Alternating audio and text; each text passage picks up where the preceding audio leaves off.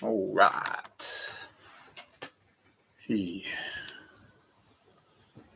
I'll leave it go. Let's see. Yeah, I got all that stuff here.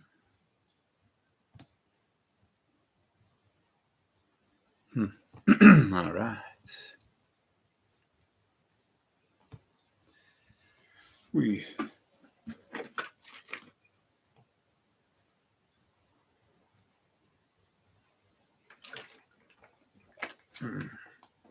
Hey, Prairie. How are ya? Good to see you. Thanks for joining. Appreciate it. Could always count on you.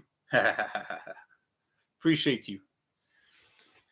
Yeah, I got lots of stuff to share, so I'm gonna wait for at least get 5-6 people in. I don't have too much of a great following. I mean, like a lot of people. I'm getting started. Hopefully, more people start getting involved.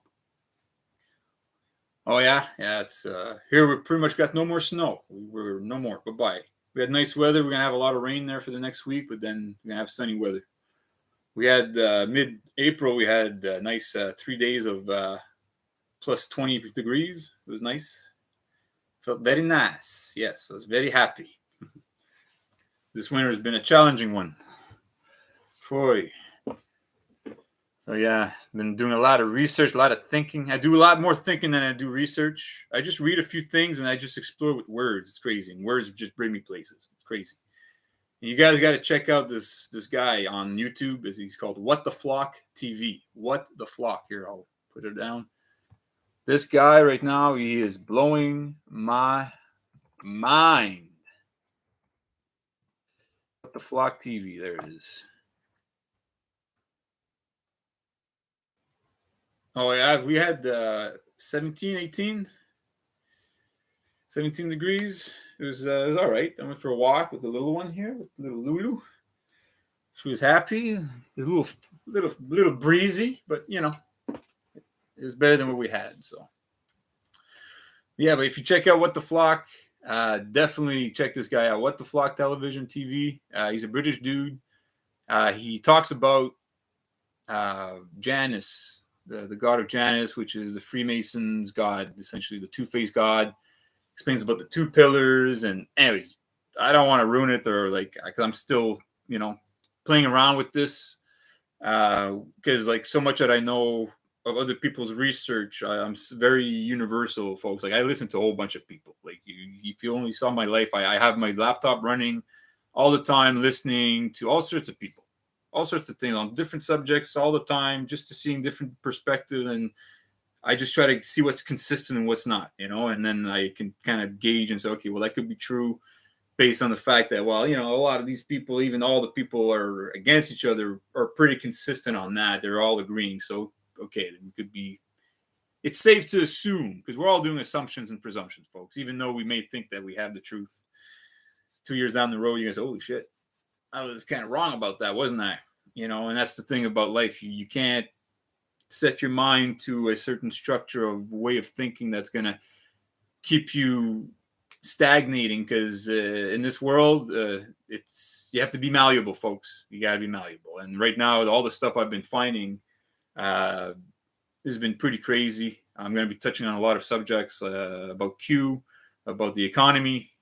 I'm going to share a little bit about my own life, so you guys have a better perspective and understanding of why I'm saying what I'm saying, right? Because it's like, who is this jester man? Who is this child coming on live streaming and talking about Switzerland and the law and things like that? Who's to say this guy knows what he's talking about? Who say he's not some kind of just a whack job? He's just not fucking right in the head, right?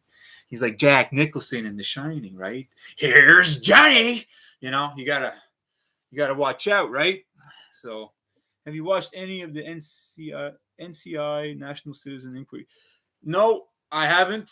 To be honest, I've been staying away from a lot of these things, and because I had to really, it's just because when you into this kind of stuff the way I am, I'm not trying to I'm just so deep into this shit. I'm always in the rabbit holes, peeking my head out, sometimes and going back in, because it's like, if you don't take a break from the shit, you go crazy. I'm telling you, and so you gotta, no, I know it's not government. It's just because I know for the most part that people in general, generally speaking, like I know we all want to offer solutions and things like that. And we want to, but I've come to understand that, we really don't know what's up for the most part, like just the general population. When you talk with people, like the level that I'm at right now with what I know compared to just the general person that I talk with, and like I speak with a lot of people when I go out. I don't go out much, but when I do,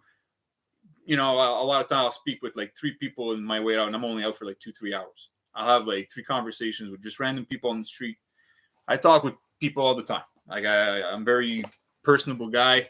I like learning from people, and I like to share what I know because I don't want people to stay ignorant, and I don't want them to stay in the mindset of slavery.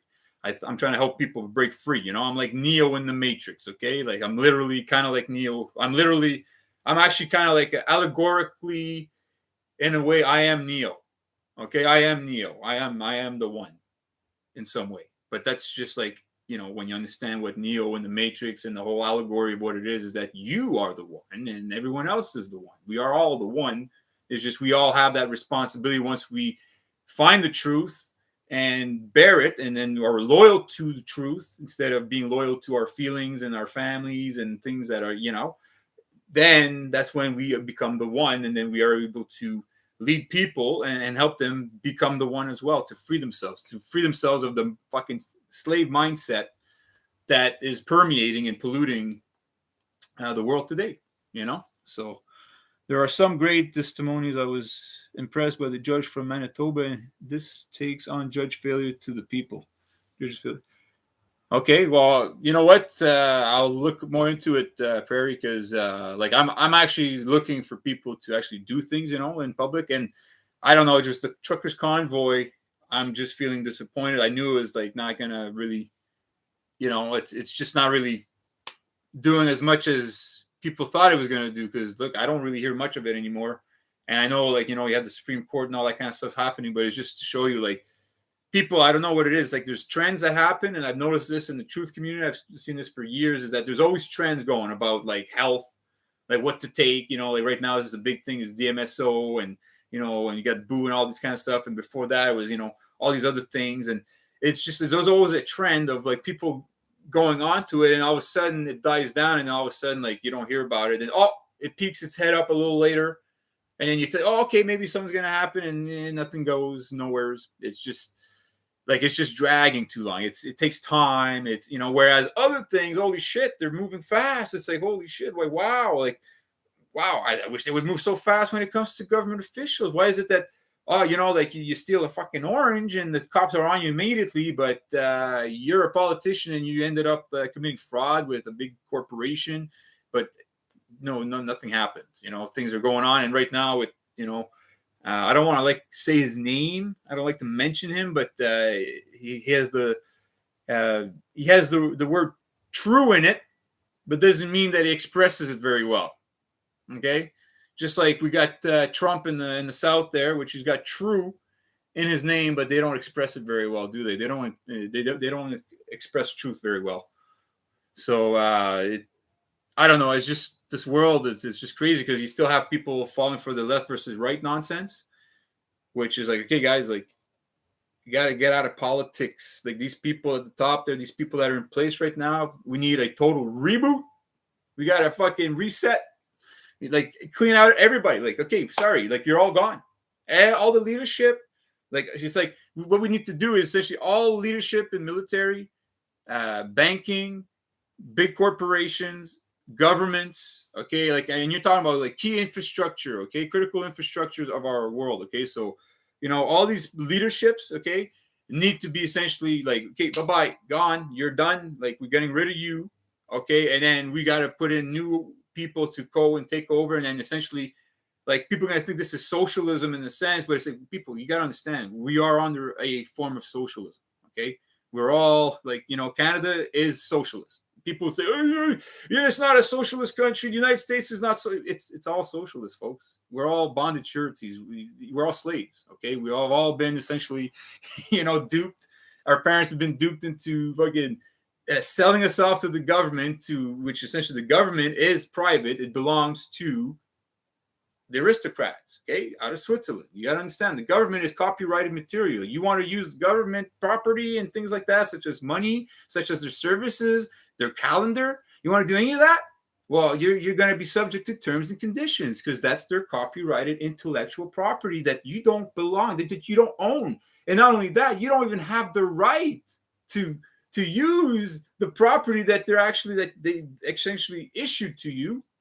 It even says you're not supposed to. So now they're getting us in dishonor and getting us into a slave mindset, because that's what we are. We're essentially, because we don't know who the fuck we are, well, then we're slaves. And the most enslaved people are the people that essentially sport symbols all day long, that work under these symbols and then don't know what it means. Those are the most enslaved people. And guess who those people are? The police, military, okay, the judges, okay, all the ones that, when you see their signs and symbols and they don't know what they mean, you are the most enslaved man or woman on the planet.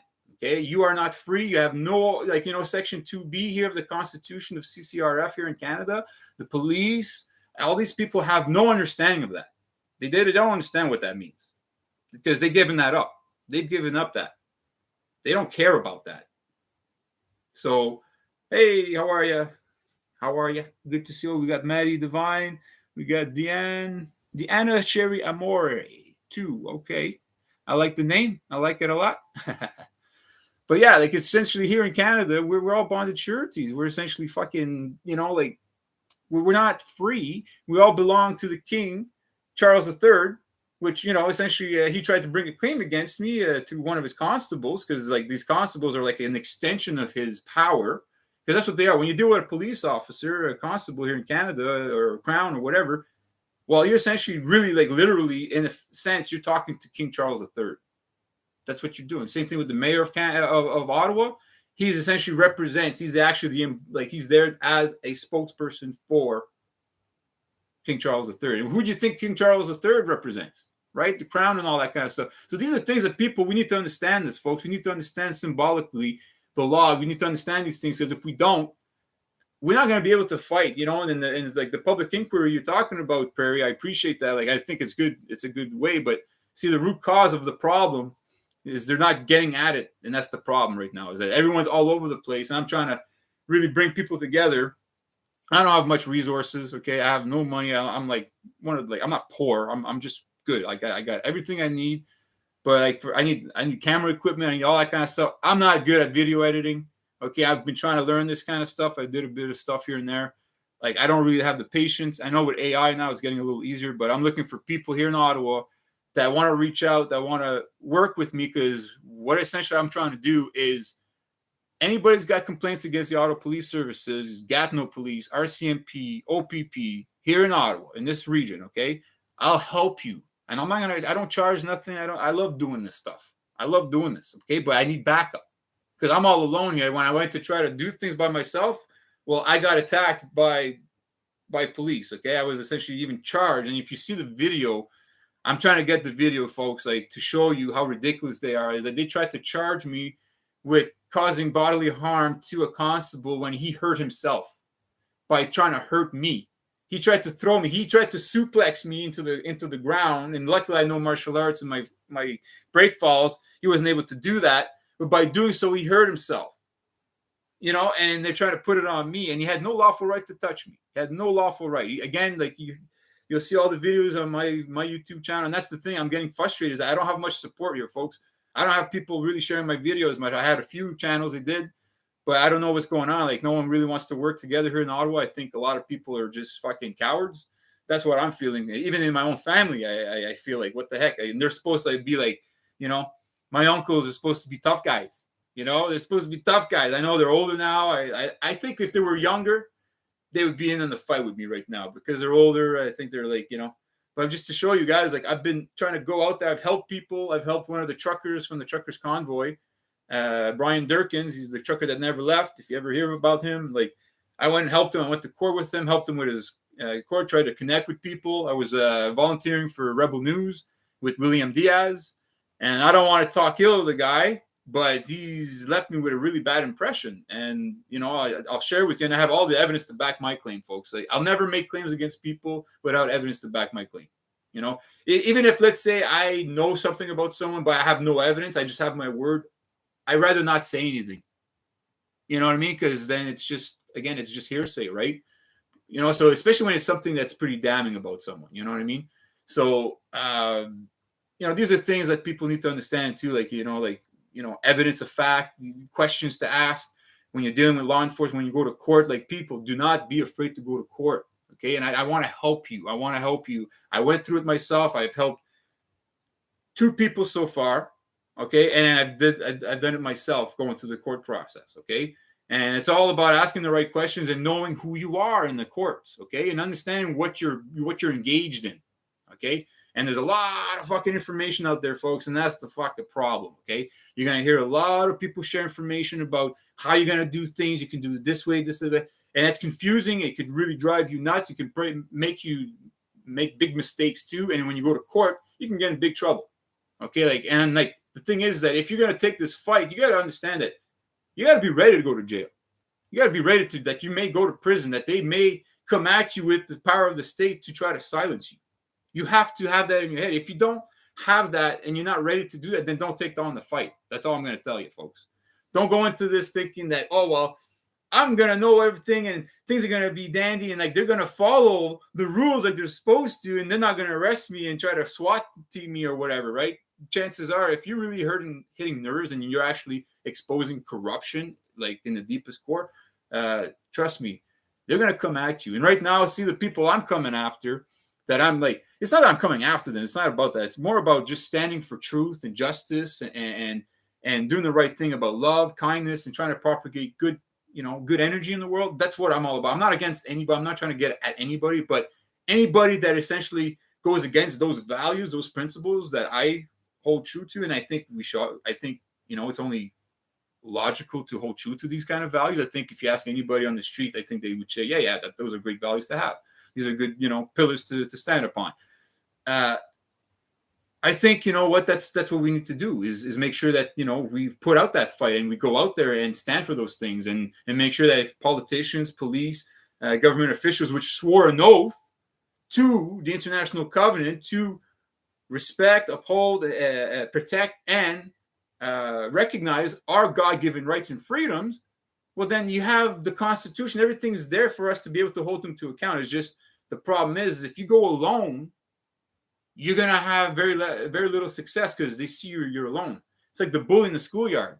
I know I've dealt with bullies all my life. When I grew up, hey, I had to deal with bullies day in and day out. I used to put bullies in their place. That was me. I was the guy that, hey, you fuck with someone in the schoolyard, I go to you and tell you, I give you like a couple of warnings, and after that, as I put you down, literally say, no, you're not gonna be pushing, you're not gonna be teasing, you're not gonna be doing any of that. And I used to be teased because I was the one. I used to hang out with the people that were less popular. I used to be the new guy all the time, going to school. I used to move all the time, so I was always a new guy, and I was good at sports. I was tall, good-looking guy. So, of course, people liked me. And then within weeks, all of a sudden, they didn't like me because they saw that I wasn't a bully. I wasn't a cocky guy. I was not the guy that's going to be like that guy to fucking be an asshole in the schoolyard. I was the guy that was against that kind of stuff because my mom taught me values. She raised me by herself. She taught me, you don't bully people. You always be kind. Always be of assistance to people. Always be respectful. You don't swear at people. You don't call people names. You don't tease. You don't do. And I was worried about my mom's whooping. My mom scared me more than anything. Okay, if anybody threatened me in the schoolyard, they wanted to fight. I said, okay, fuck, whatever, dude. I'm more afraid of my mom's whooping. That if I don't do anything here, I'm gonna actually have a whooping from my mom saying, hey, how come you didn't defend yourself, right? So just to give you an idea, I know what bullies are. I know, and when dealing with the Crown and the police here, Ottawa Police Services, oh, they got bullies. Okay, they got a lot of them. Okay, it's littered. It's fucking disgusting. Okay, Ottawa Police Services, and I'm telling you, police, they attract bullies. Okay, folks, you gotta understand. Like, when you look at the priests, the priesthood stuff, what do they attract, right? because it brings them closer to what, right? I'm not gonna say it because I don't want to be censored and shit like that. I don't know. I don't want to take chances, folks. I really don't like self-censoring, but YouTube is a good platform. I like it for a lot of things, and I just got to be careful. But think about it, folks. Like, my dad was a constable, so was my grandfather, and my dad told me, like, a lot of the bullshit that he had to go through himself. A lot of ego tripping, and the most insecure people are these people. Trust me. And I went to school, and one of the bullies I had to deal with became a cop, an Ottawa police constable. Okay, and this guy, essentially, he was 18 years old, and he came at me. I was like 14 or 15 years old. I was play fighting with one of my buddies, and then I ended up hurting him. Like, we were play fighting, and so he was crying, and then he didn't know the story. So he pulls up with his friends, comes out of the car with four of his friends. This guy's a Taekwondo black belt instructor. Like, okay, like he's going for the Olympics in Taekwondo, like all that shit. Comes right up to me, hits me open right in the throat. Okay, now if you're a martial artist, and I've been martial arts all my life, you don't do that. Okay, especially if you're 18 years old, you don't go and hit a younger guy, and you don't hit someone in the throat like that. He hit me in the throat, and it really hurt. Like, I didn't even see, like, it was so, like, by surprise, and like I was stunned. And then he went to kick me, and I just, like, backed off. And I was like, yo, what's the fuck's the problem? And then he's like, yo, why he's giving me a hard time about, like, because I hurt my buddy. I said, dude, it's an accident. Like, as you could see, I was like, yo, I'm sorry, like, and you come and hit me like that. And like, like, now I calmed him down. All of a sudden, now he felt bad because, like, oh, but then he like, because the ego couldn't fucking take it. He had to give me more shit and, like, talk down to me. And then later on, he ended up kicking the shit out of one of my buddies because his brother, because I know his brother was a mouthpiece. Okay, he used to mouth off to everybody, and, like, he was martial arts kind of guy. And then my buddy fucking slapped him in the back of the head to, like, tell him, hey, dude, shut up. So he went and told his brother, and then he went and kicked my buddy's ass, and, like, he did a bad, like, a spinning round, like a spinning back kick, kicked him, and then he went flying right into a tree. And I remember, like, he didn't stop. I was like, wow, dude, like, you're a boy. And he's an Ottawa Police Services today, okay? And I'll tell you what his name is. If you ever see him, his name is Hussein Assad. Okay, he's a constable here. I don't know if he's still a constable here in Ottawa, but he used to bully and do shit. He was 18 years old, picking on 14, 15-year-olds, okay? So just to give you an idea, I know bullies, and I've seen a lot of these police in Ottawa, how they talk to people on the street. Like, I'm talking about, like people, like bums, like, people that are, like, fucking down on their luck. I engage with them, and they tell me stories, and you see sometimes how the police talk to them. Sometimes I have to, like, tell them off, say, like, have respect, man. Why are you talking down to them? And they kind of, like, they back off, they see, oh, well, someone else interjecting, right?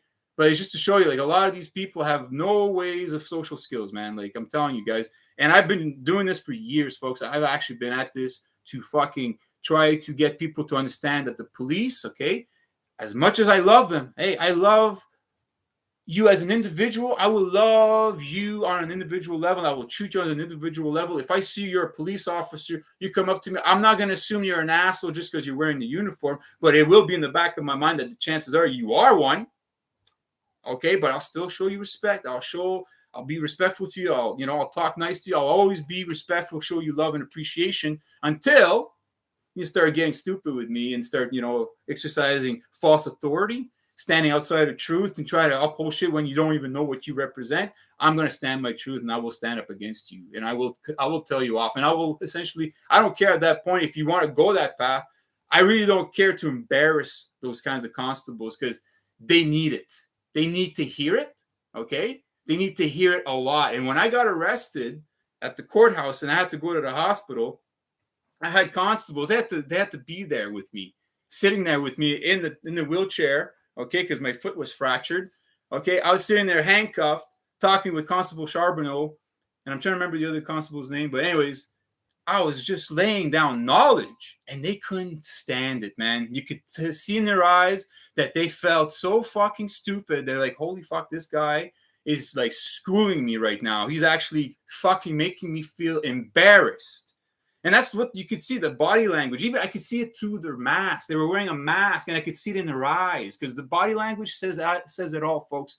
Never mind what people talk, okay? The lips don't matter as much as what the body tells you, okay? And when you look at their body language, you could tell essentially that they had shame, that they essentially didn't understand what was going on here. Is that, holy shit, this guy, he's actually, like, telling me stuff. I can't even review what he's saying because it makes so much sense. Because when I speak about the law, I know it so well. I know it symbolically. I can express to you, I can tell you what your symbols fucking mean on your goddamn badge and everything, and they can't tell you. They can't even express one symbol. Does that say much about them, folks? No, it doesn't. And that's the problem. That's the problem. See, the reason why we have problems in the world is because of people that don't think much of themselves are taking orders from those who think too much of themselves. And that's the problem. And we need to let them know that, see, you need to start thinking more about yourselves. See, the days of I'm here for my pee-pee, my paycheck and a pension are over.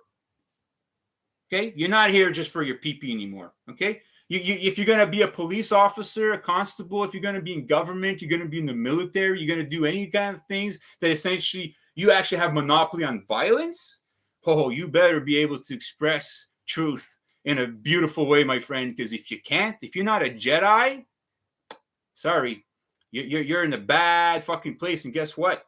You may think I'm an asshole because I'm trying to bring it to your attention, but actually I'm showing that I think more of you than they do.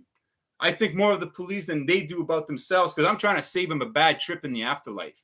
Because like it or not, folks, if you're exercising violence against men and women in the name of those symbols, you think God, the ancestors, you think the afterlife is going to be, oh, come here, son. All is forgiven. No, it's not how it works, folks.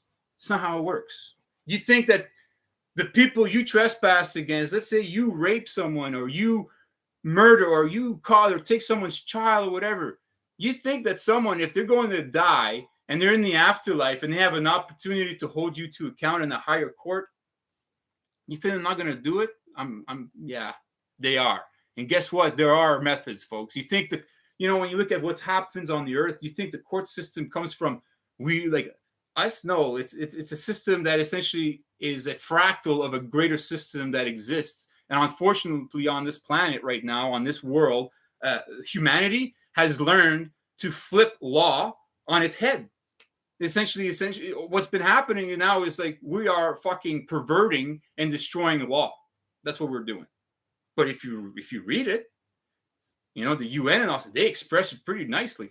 It's pretty well expressed. When you look at how they express things, they always express it beautifully on paper. But, when they say actions speak louder than words, well, that's the problem, folks, is that they don't even know how to interpret the words they're reading. They don't even understand anything. And so they're going around thinking they're doing the right thing. And most of these people don't even know about the Constitution, the UN Constitution. You ask a police officer, it's like, well, why did they write the CCRF for? Why was the 1982 Constitution of Canada created for? What was the reason? They can't tell you. They won't tell you, but it's because of the UN Constitution. Canada had to fall in line with the International Covenant. Same thing as the United States. Same thing as Russia. And then when you think about everyone say, Russia and against the West and East and West and all that bullshit. Guys, okay, Putin, all these leaders, they're the enemy, okay? It's not Ukraine versus Russia. The Russian and the Ukrainian people are not the enemies of each other. The leaderships, they're the enemies of the people because guess what? Zelensky and Putin, they're friends. You get Trump, Biden, all of them, they're all friends. I promise you, they're all friends. It's like WWF all over again where, you're seeing wrestling and hating each other on TV and shit. But next thing you know, after the show, they're at the strip joint together, watching the strippers together, drinking beers and having a blast. And then the next morning they're working out and Buddy's spotting the other guy and Steve Austin is spotting The Rock and, all that kind of stuff. But that's what it is. That's the world, folks. The world's a fucking stage, okay? And if you understand how the Freemasons work, okay, which God they essentially praise is Janus, the Twofaced God. The Twofaced God. So like if you understand, if you're two-faced, what does that say about you? If you're a two-faced, what they're saying that you're a hypocrite, that you're essentially you're going to deceive. And look at Trump. He's a great impersonation of Janus. He's born on June 14th, which is Gemini. Okay, the guy essentially they look at him as a god now. Okay, he's like Jesus Christ of 2020 now. Okay, so back in the day you had Jesus. Back in 2023 years ago. Well, now it's Trump. That's the whole thing. If you understand, it's all pharaonic. It's all their little rituals that they do. It's all about playing both sides all the time. They play us all. They control the opposition. You think the American Revolution was grassroots? No, it wasn't. Never been. Do you think the French Revolution was grassroots? No. It's all created, folks. It's always a struggle of power amongst the elites, the top class, that they're not happy with what they already have, that they're left wanting, you know? They always have more than everybody else, but they're somehow always left wanting and fearing. Why is that? We don't understand. But then all of a sudden, we'll go, oh, well, I'm not getting my share, so I'm going to make a fuss, and then we're going to send, young men and women to go to war and fight our little fucking quarrels that we can't get along because we're all family, but we can't share the pie. We never we never have enough for these fucking people. And that's the problem, folks, is that, see, now, look, Trump, the Patriots, MAGA, all this kind of stuff versus the fucking liberals, and they're all fucking out to lunch. And guess what? You think that they're that extreme because that's how it's natural, folks? No, folks. They're that extreme because it's to fucking create that confusion of throwing and rocking you from like left to right, that you're never in a level of intelligence. You're going to intellect to intuition, intellect to intuition. You're never intelligent. You're never centered. You're never balanced. That's the whole thing. That's why you have red and blue. You have the red versus blue. You have it everywhere. It's like, well, it's to fucking throw you off, folks. So when we stop fucking going into this bullshit of left versus right, liberal versus conservatives, and, Republicans versus Democrats. Like, do you know that Republican versus Democrat goes against the very foundations of the United States of America? The fact that the Republicans have to fight to regain power from Democrats, which is, the United States is not a Democrat. It's not a democracy. It's a republic. It's supposed to be a republic, but they're going to use democracy and all this. Like, so you see the confusion, folks. It's always keeping us in a state of confusion. What you think of when you look at Trump and all the, you look at all the alternative media, all the people pushing this Q stuff. Guys, you got to learn what Q is. You got to understand, like, it's all from the Bible. It's all symbolic. So if you really want to be pushing Q stuff, then you should look at what the Q symbolizes, right? And I could share some things with you that's going to blow your mind. Here, I'm going to read something real quick to you. So, spiritual meaning of letter Q. So, oh, look at that. The back of the head, spiritual sun, water jar, Aquarius. We are in the age of Aquarius, are we not? And Aquarius, it says, hey, follow the bearer of water, right? This, so here we are. We're following the bearer of water. It's Q. Okay. So now, wait a minute. So question, quality, quantity, quiet. Meaning of letter Q. Letter Q corresponds to, oh, wait, I can't read that there. It's QOPH or quap. In the Hebrew alphabet, meaning the back of the head, which looks similar to the image of P.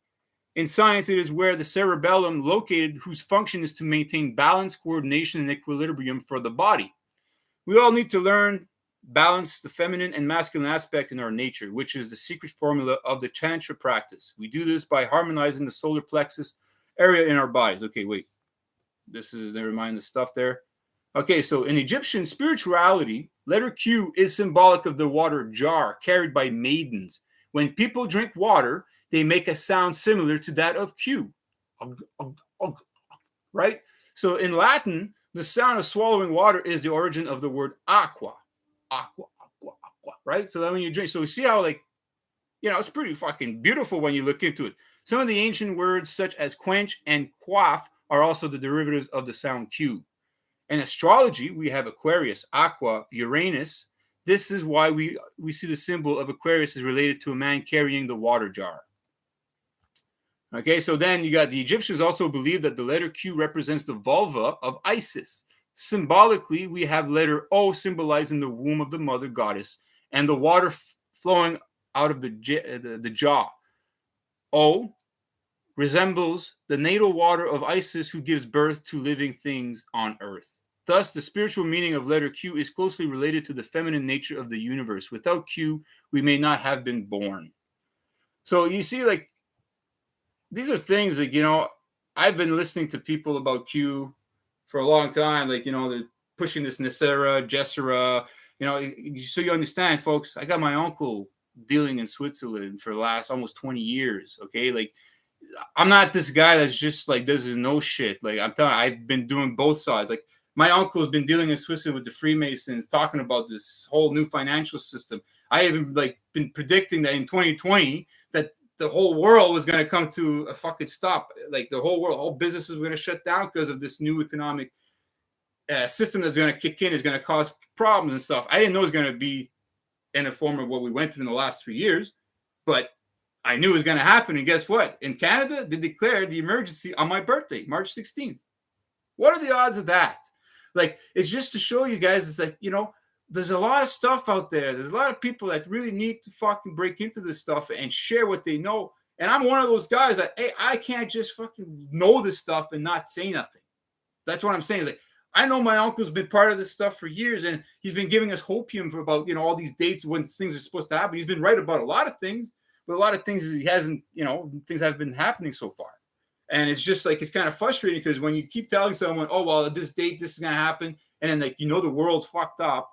You know, we've been saying it for years, and you're saying, oh, well, now solutions are coming. There's actually really good guys out there that actually Trump and, you know, you got all these people trying to change the economy, collapse the American dollar, and then try to bring the East and on par with the West, so we have a balanced economy instead of being the West always dominating the East. Oh, that makes sense. That, yeah, you know, okay, I'm on board with that. And okay, well, I've been watching Sean Ross for like how many years that Switzerland's the problem, but hey, maybe there are good guys in Switzerland. I don't know. Maybe there are good Freemasons. I don't know. But see, so far I can't look at the world and look at Freemasons and think that they're good guys anymore, because I've been doing this for a long time. I've spoken with people that actually have walked the walk and talked the talk way before me. Like, I've actually went out west, out to Vancouver Island. I met this guy. He's like, fuck you. He's been waiting for this kind of stuff to happen for like 30 years. Like, what I was talking to him about, he's like, yeah, I've heard this before too, bud. I'm like, no way, you know? And he's like, yeah, dude, like, you know, I went to this shit myself, and I had people telling me this, and blah, blah, blah, and all that stuff. Things never fucking change. You saw some things happen, but things didn't really change, and things are still the same. And back then, like, I was like, no, man, this is different. And, you know, I said, fuck my uncle, you know, like, you know, when you know someone that you care about that's in deep with this shit, and you're like, fuck, well, you want to believe them. You want them to fucking be right about what they're saying, right? So you're like, okay, I'm going to be on board. I'm going to support you. I'm going to try to push the good news, right? Turns out it's not. It's you know, and we're still waiting. Still, right now, you see the CBDCs are going to kick in, right? You're looking at all the world with all the economy and stuff. What's happening? Well, this has all been planned, folks. That you think this is all like, oh, it just happened like that, and like this is no, it's all been done by design. It's been set up. Now, essentially, what's happened is that what I've seen is that they're speed up the process. That they had a plan, and now they had to like kind of speed it up. Because it's all about the fact that the top people, so Trump, all these families, the aristocratic families that have coat of arms, that are private, that understand trusts, that understand law, okay, they understand it very well, okay? If you understand these people, they teach their children about law, real estate, insurance, all the fucking shit is going on. Why? So they don't become slaves, okay? So when you understand that this is the people that are doing this for fucking thousands of years, they've always been controlled. Well, you see that this is all planned. This is nothing natural. They always set up things that they know that eventually is going to collapse on itself, because everything rises and everything falls eventually. So if you're ahead of the game and you know that you're going to erect something that you know eventually is going to fall, because you know the foundation that you built that thing upon is not as sturdy. It's all built on certain illusions and things like that. And if those things go eventually, that's all going to fall apart. Well, if you could be ahead of that and collapse it yourself and invest and divest and do all these kinds of things ahead of when it does happen, you're always going to maintain control. And that's what it is, folks. When you look at wars, these are all purges, folks. They're just purging the people that essentially became too knowledgeable, just like right now. What do you think has been happening in the last 3 years? It's a purge, because too many people were waking up. Too many people were finding out that, hey, man, the world is fucked. So now we're going to a purge, and it's going to try to escalate to a bigger purge, because nothing better than war to essentially bombard, destroy the old infrastructure. And then now all these new companies, all these big companies that build things, well, they're going to have a lot of work. They're going to get rich again. They're going to reestablish everything, just like the pilgrims. You know, they create the problem and they come up to you and they say, hey, well, I hear that your water's poisoned. Like, you're getting sick from the water. Oh, well, yeah, it just so happens we know how to, you know, take care of that problem for you. But we'll do it. But you got to let us take care of other things as well. We're going to show you how to. And then next thing you know, they took over the whole fucking place. Right? And that's how it works, folks. And then that's what they do. They use seduction over destruction. You know, if you listen to Sean Ross, He'll tell you all about Swissy, how they go about things. You know, they got the, the devil's those guys hand on your shoulder, acting like he's your best friend, trying to, indulge you, try to get you to work against your own best interest, right? So, exactly, planned obsolescence. That's another fucking problem. So I'm just gonna read a few comments. Sorry, I've been ranting a bit there, guys. I got a lot of stuff I got to share with you. But yeah, like you got to really understand what's going on, folks. Is that for you to be a warrior in this fight, you need to know the law. Okay, you need to understand the law, and the best way to learn the law is going into it. You have to understand symbolism, and where does the laws and everything come from is the Bible. Okay, so if you understand when you go to court, things like that, whatever you're dealing with these people is they're all getting their authority from that book. Okay, so all these scriptures and things like that, the Bible is, that's why they make you swear upon the Bible and things. So I'm not telling you to read the Bible and whatever, but you can learn from Santos Bonacci, you can learn from Bill Donahue, there's Sean Ross. You can learn like symbols and things like that, or learn about the law, things like that. These are the people you want to listen to. And so another guy too that I've been listening to lately is What the Flock TV. This guy, he's just like been talking about Janus and the symbolism of the god Janus, the two-faced God. Blowing my mind right now because all the stuff I've been learning is just putting everything together. And it's all about doors and it's fucking interesting. Okay, folks, check it out. Here, I'm going to write it here. What the Flock TV. There you go. Check this guy out. Super interesting. So law, not rights. Yeah, law essentially is land, air, and water. It's an acronym. So you just think of it that way, is that we're all made of land, air, and water. We need land, air, and water to live. We use it to travel. We use it for a lot of things. If I deprive one of you of land, air, and water, I'm causing you harm or injury. Same thing as if you deprive me or if you pollute those things, then you're causing other people harm or injury. Very basic, folks. That's the law. That's, it just only makes sense. So the laws come from who? The Almighty Creator. So who created the land, air, and water for us to play? This is our sandbox, right? This is our schoolyard. So respect the schoolyard. Don't fucking shit and piss in the sandbox, right? It's only fucking logical. So it's just like these things that like people don't understand. See how symbolic the law is. And understanding that, see, the letters that we use in the alphabet is also symbolic. So you have to understand there's gematria. There's all these things that will uncover so much about the words that we use every day, that how magical they are. Even your name. If you play with that, you'll see, holy shit, like you'll understand so much about who you are. Because we all came here for a reason, folks. Okay. So, and the Bible is our Lord. Yeah, well, see, the laws inside the Bible, it's all about your contracts with God and essentially understanding that you have land, air, and water. When the tribes, the kings, and all that stuff, when they were fighting, what were they fighting for? Land, air, and water. You ever watch 300? The messenger shows up with the heads of slain kings. And he's like, say, he's here. I'm here for earth and water. And then people think, oh, a slave, earth and water. He's not asking so much, is he now? Fucking yeah, he's asking a lot, actually. And that's why, Leonidas was pissed off. Because he's, fuck, we mean earth and water. So you want to take all the earth and water and let us just breathe the air? So that means we're not going to be free. We're going to be free to breathe the air, but the land and earth and water is going to be yours to fucking tell us what we can and can't do with it, which we're free men here. That's what he was claiming. We're free men here. We're 300. And that's when he went to the gates, those whatever, I can't remember the name there, but there was 300 of them were able to hold off a 1,000,000-man slave army, right? And that's why they were able to fucking kick their asses, because they were slaves. They were free men. They were ready to die. Those slaves weren't. Slaves are not ready to die. Slaves are fear of death, and that's why they're slaves. Because when you fear death, you become a slave. You're the perfect slave. That's why police fear for my life. Perfect slave. Oh, wow, you fear for your life? Oh, really? Oh, then you must be a perfect slave for Pharaoh. That's what you are. You just admitted it right on public, right there, right? Oh, good for you. Good for you, man. You must be proud. You're wearing those badges, all those nice shiny things and stuff. You're telling you you're proud. I'm a slave. I'm a slave. Thank you. Yeah, look at me. I'm a slave. That's what you're doing, man. That's all it is. Fuck. And it's fucking sad. Because when I see it, they think they're so fucking, they're almighty and powerful. They're going to see, because we all die one day. They're going to see how fucking weak they were. how fucking lost, and how they cause a lot of problems in the world.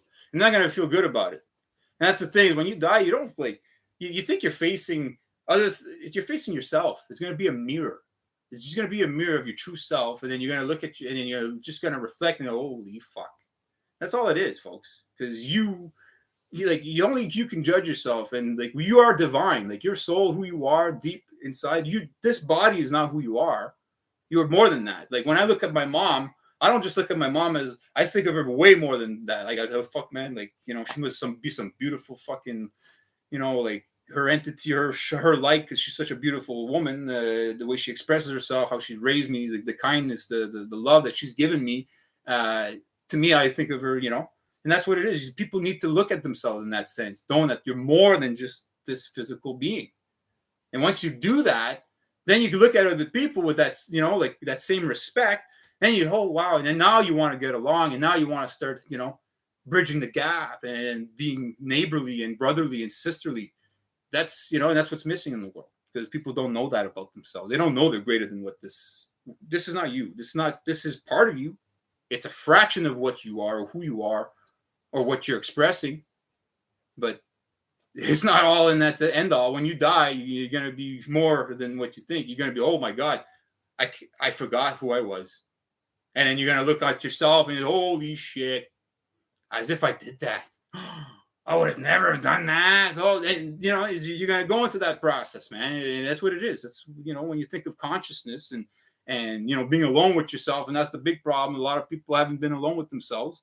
In the last 3 years, that's one thing about this whole situation that's happened, is that a lot of people had no choice to be alone with themselves. And that's why you saw a lot of people, end their own lives, unfortunately, because they didn't like what they saw. That's why people do that, folks. When people do that, it's because they're not happy with who they become. That's that's a big thing. And what it is that, especially in men, when we don't have a purpose, men, we end it. We don't feel useful. We don't feel like we can do something and solve problems in our environment. And when you have women that are like, hateful towards men and trying to demean them for trying to express themselves naturally, that's why men, end up taking their own lives. That's the main big reason. I'll tell you that. So it's just, and it's sad because you see a lot of people out there that, I've been alone for a long time, self-isolation, when that all came to be, I was like, fuck, I'm a pro at this. I've been a monk for since 2010, 2011. I said, fuck this. I'm not going out there. I'm not getting jobs. I'm not working for corporations that essentially break the law, pervert the law, subvert the law, essentially are polluting land, air, and water day in and day out. Like, I don't want to work. I want to put my energy towards other stuff. So I started learning, go on the internet, getting my education. People were going, oh, go to university. I'll go do it. I said, why? I pay $30 a month for internet. I got all the information I need. Fuck, why would I go to university and pay money for something that's freely available on the internet? I just have to do my own research. It's not structured for me, but I'm sure there's people out there that will structure it for me, and they did. And here I am. Fuck, I'm pretty well versed because I just listen all the time. I don't read as much. I do read, but I do a lot of listening. Even when I'm sleeping at night, I put on my laptop and I put on videos about whatever subject I'm into, and I fall asleep to that, and my laptop turns off after so many minutes. And next day in the morning, boom, as I wake up, I'm putting on the video. I'm just gotta keep up with stuff, but then just let it run, man. I just let it, podcasts of people talking about law, symbols, talking about cosmology. One of the great guys to listen to, you want to really have fun, is Bro Sanchez. Oh my God, you want to have fun, Bro Sanchez and Sean Ross. I know I talk a lot about Sean Ross because I'm in touch with the guy. I've tried to help him out because he's done a lot for the world, exposing the true criminals. And I see he's not getting much recognition or help, and it just breaks my heart because if I had money, if I was a millionaire, that guy would be here in Canada with his family. He'd be protected. I'd be like, dude, let's fucking unleash here in Canada. Let's fucking expose it, and let's fucking file lawsuits and use all of his information and put it all in as evidence, because all the evidence that he has, this guy, is very damning. You cannot even refute any of it. Okay, a lot of the stuff that this Sean Ross has exposed and shared with us, I mean, it's all he shows you all the evidence. Like he shows you it's all through like documentation, all these things that are there, even Wikipedia, even government funded Wikipedia admitting to the crime that they've committed against us. Like because he's able to piece everything together. And that guy, if you understand, I'm trying to remember what his special ability is, but supposedly he's able, like by a very brief little description of a person, he's able to pick him out in the crowd. Like, so if I give him a little bit of details about someone, okay, this is the guy I'm looking for. He's got this, that. He'll be able to pick him out of the crowd like easily. Like so that's like he was in the military and things like that. That's one of his abilities, right? So yeah, very very cool guy to listen to. He speaks many languages, and then also you learn etymology, not entomology, but etymology. Root language, which is very important. Symbolism, very important, folks. These are very, very important things to learn. And it says, once you understand the symbols and root language and things like that, then you can understand what's going on in the world. And he's right. Because, see, I've been learning the law and learning the symbols. And then because of that, I'm like, I feel like, I'm telling you, I feel like I'm Neo in the Matrix. Literally. I'm telling you guys, like, even it's funny because a lot of people, when I go out, when I had my hair a certain length, I had the beard going. People used to call me John Wick. Everyone's calling me John Wick. I was like, holy shit! Like, yeah, dude, you look just like fucking Keanu Reeves. And I was like, wow, okay, cool. And like people call me Jesus. All these things. Like, hey, man, like I'm not trying to. I'm just trying to let my hair grow, let it flow, man. I play the guitar. All right, I'm a rocker. I can play a tune for you if you want. I'm a pretty good entertainer. I haven't entertained people in a long time, but I played in a movie. Percy Harris story. I did my own stunts, and I was a Confederate soldier. I played a racist asshole. Yeah, it was fun, but yeah, it's just like I like fucking doing stuff like that. I like to be out there. I want to be, sharing all this stuff that I gathered. I want to be out there downtown Ottawa. I'm right here in Ottawa. Parliament Hill is like fucking literally, it's a walking distance for me. I'm looking for warriors. I want people to come with me. If people can film and I want to film too and stuff, but like, it's just to be able to have people have my back because I don't care if they want to arrest me and stuff like that, but it's just not fun to fight alone. It's really not fun. Like, it's like, I went to court. I did all these things. I had my mom, my cousin Richard, and my mom's boyfriend, which is essentially retired gangs unit here, Ottawa Police Services. And he's fucking disgusted with fucking how he sees the Ottawa Police Service act now. He's like, he can't believe he doesn't even brag about being an ex-cop anymore.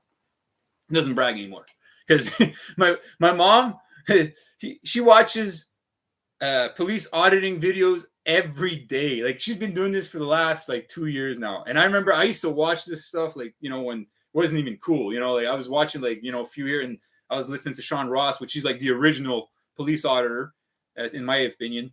But like, it's just like, I was watching all this stuff, and my mom used to wonder why I was so angry. And I was getting upset about it. I come out of the room, I was like, oh, these motherfuckers. And I was like, wow, hey, Shaw, why are you pissed off? Like, like, oh, well, like, Mom, come see this guy. Like, and then I'd show, and she's like, oh, I don't want to see this. This is pissing me off. I was like, yeah, I know. It's so upsetting.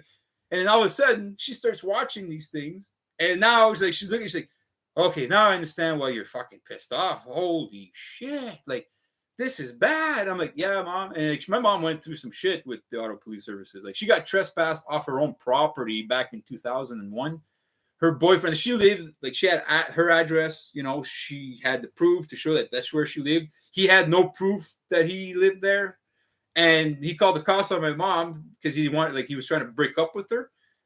Instead of being a man and like say, okay, I don't want to be with you. So, no, he pulled this fucking shit. So when my mom was trying to get back in the house, the cop was saying, well, you can't, you don't have an ad. And my mom was like, yeah, let me show you. Like, I have to go and give you the information. And then when she tried to just go and get her stuff, well, the constable pushed my mom, and she lost her balance because she just came out of the hospital. Like, she just went through a hard time.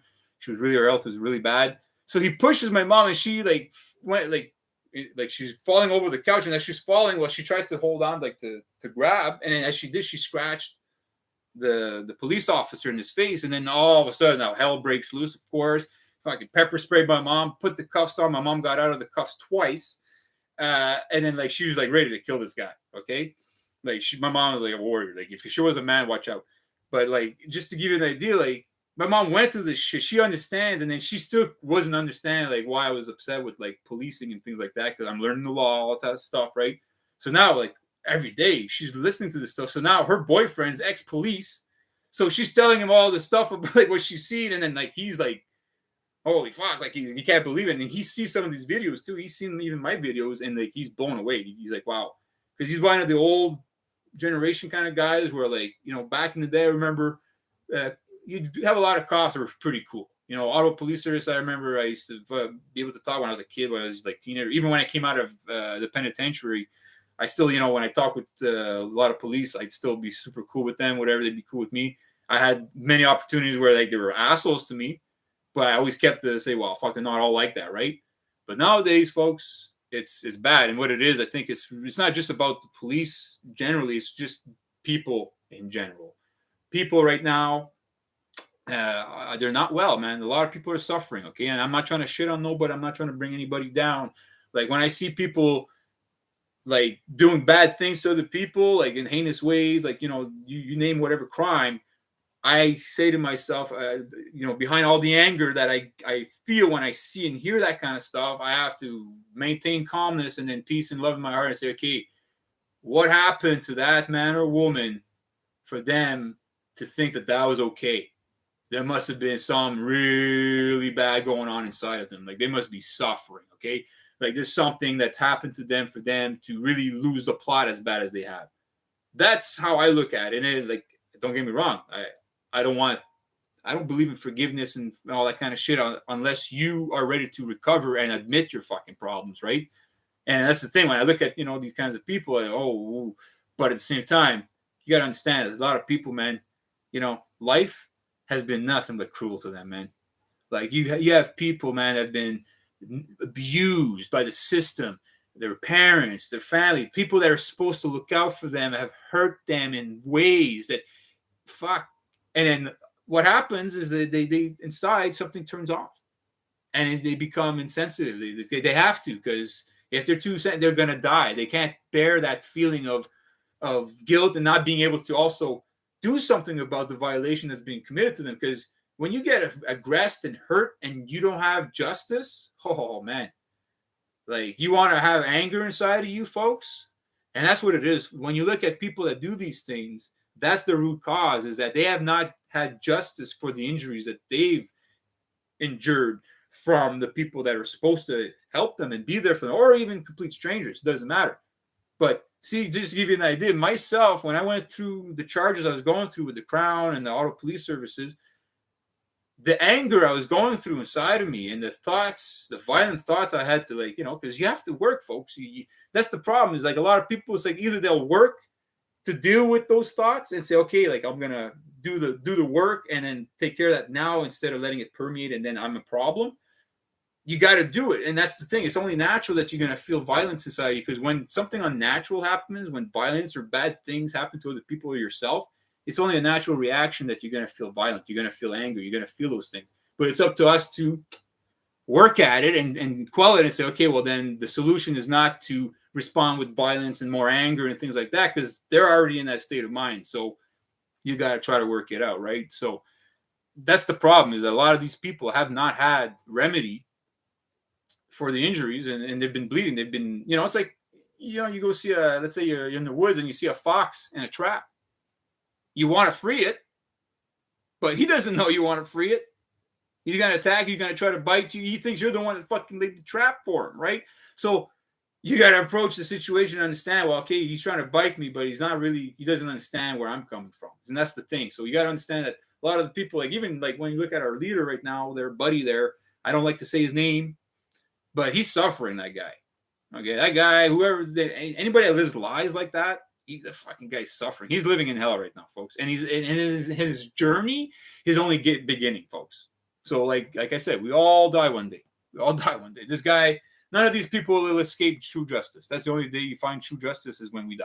Okay, so you know, just that's why I don't get upset when I don't have justice. I don't have remedy or not. I know it's gonna take care of itself, folks. You know, like, and it's gonna be worse for them because they haven't recovered. They haven't done the proper fucking methods to try to offer remedy for their mistakes, for the injuries they've incurred. So I know what's coming their way. I know, because I know that's what's going to come my way if I don't do it. I've been there, you know. So that's the thing, folks, is just being able to like reach out and try to be there for one another.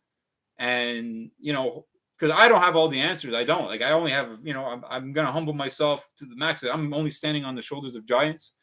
Like, all the stuff that I'm sharing, is thanks to, like guys like Sean Ross, Santos Bonacci, Jordan Maxwell, Michael Tessarion, David Whitehead.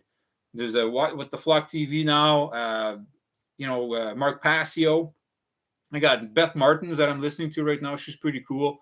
All the auditing channels, like even High Impact Vlogs, High Impact Flicks, Brian, that guy is awesome. Like, you see, we need more guys like that. I want to be like, see what he's doing. That's what I want to be here in Canada. Like, I want to be, I'd like to help him out and reach out and be able to work together. But like I said, I don't have much resources. So I'm working on it. I'm trying to get things going, and I try to find people to help me with the editing. Okay, because I want to do a documentary. I want to do something really nice, put together, and then share with the world and show, hey, this is what's going on. This is our system of law. This is what you are in all of this. How do you feel about being a slave? Do you want to do something about it, or you want to stay and just say, well, I'm just here for my pee-pee? And then, well, no problem. If that's what it is, don't worry. We're not gonna fucking bother with you. We'll go to the next person, right? But that's the thing. We need to fucking do that kind of shit. So let me I'm gonna read some of the comments there. Sorry, I've been ranting on for a bit. So you just wind up being a liquor salesman. Wait, let's go back here a bit. Yeah, thank you, Jessica. We'll check it out. Okay, no, bro. Okay. Yeah, okay, so now we're big part of it. I'm currently in monk mode. Good stuff, man. Well, that's the way to go. Don't stay there too long, though. Get out sometimes, because you go crazy. Been following Sean for many years. Yes, good stuff. He's a good guy, man. He's from South Africa. Yeah. He's Rhodesian.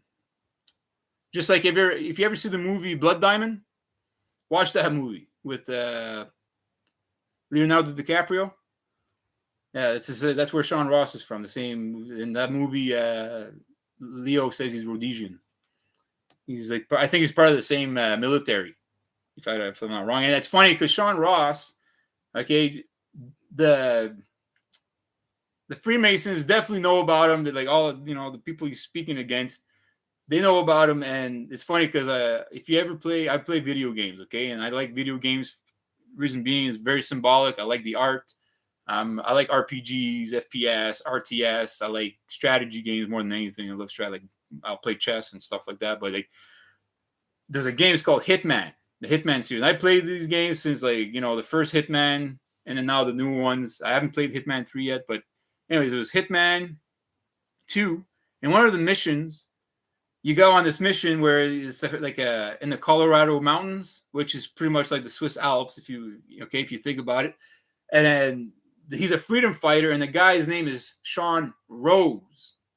And if you understand Sean Ross, his last name, he's actually from a family, an aristocratic family called Duplessis Lacroix Rose, which means Duplessis, the Rosicrucian cross. Essentially, he's part of the Rosicrucian family. That's why he knows so much what he knows. Okay, guys, like he's part of the aristocrats. Okay, just like me, I have background in an aristocratic family, but I don't know anything. I wasn't raised rich or nothing like that. I didn't get no information, no insider shit, except for my uncle Paul that just kind of connected with them, like I'd say maybe 2008 or something like that.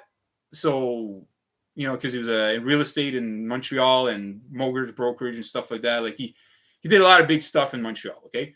So he got connected, but so I don't know any of that stuff. But Sean Ross, he was raised in that kind of stuff. He had family that kind of taught him that kind of stuff. So that's why he knows quite a bit about the aristocrats and Octagon in Switzerland and how, the history of the pharaohs and all that kind of stuff. Because he was into that shit. It's just like if you ever listen to Freeman Fly, he's another guy to listen to. He's pretty interesting. His father, I think, was Freemason, like 33rd degree or something like that. So a lot of these people, they have insider information, which I don't. I'm just getting that from them. But anyway, Sean Ross in that game, they say, his name is Sean Rose, which essentially was Sean Ross, which is like the leader of the freedom thing. And it's just, I said, wow. I said, fuck, that they're talking about Sean Rose. And it's funny because there's one point, there's in the missions, one of the missions, not even the same mission, one of the guards they're having a conversation and talking about how Sean Rose was. You hear about Sean Rose? He got killed, blah blah blah, whatever. And I'm like, and at first time when I heard, I thought he said Sean Ross. And I was like, what? I was like, okay, what did I mishear? And fuck, you know. And then later on, I do a mission and it's like, oh wow. I said, okay, that's wild. So just to show you guys, like in video games, you'll learn quite a bit because they're telling us a lot. Like if you ever play Fallout series, it's Freemason written all over, all the symbolism in there. If you look at Las Vegas, New Vegas, Fallout New Vegas, the Lucky 38, which 38, which is CH, which Switzerland is Confederation Helvetica. So, and also when you look at 38, you add it up, it's 11, which is the pillars, which is Janus, which is the two-faced God. You know, when you look at Jason and Boaz, that's what it represents. So it is, you know, it's all there, folks. The numbers, everything, the patterns. You have to learn your patterns, like your material, your patterns. Once you understand that kind of stuff, you're like Neo in the Matrix. You're seeing everything in green coding, man. I'm telling you, that's what every time I see green everywhere. It's coding green. I'm just kidding. I don't see it like that, but you know what I mean. It's just that's what you get to that level, you know. And I speak with a lot of people. That's what they do, you know. Yeah, meaning horse. That's what I remember he's saying that it means horse.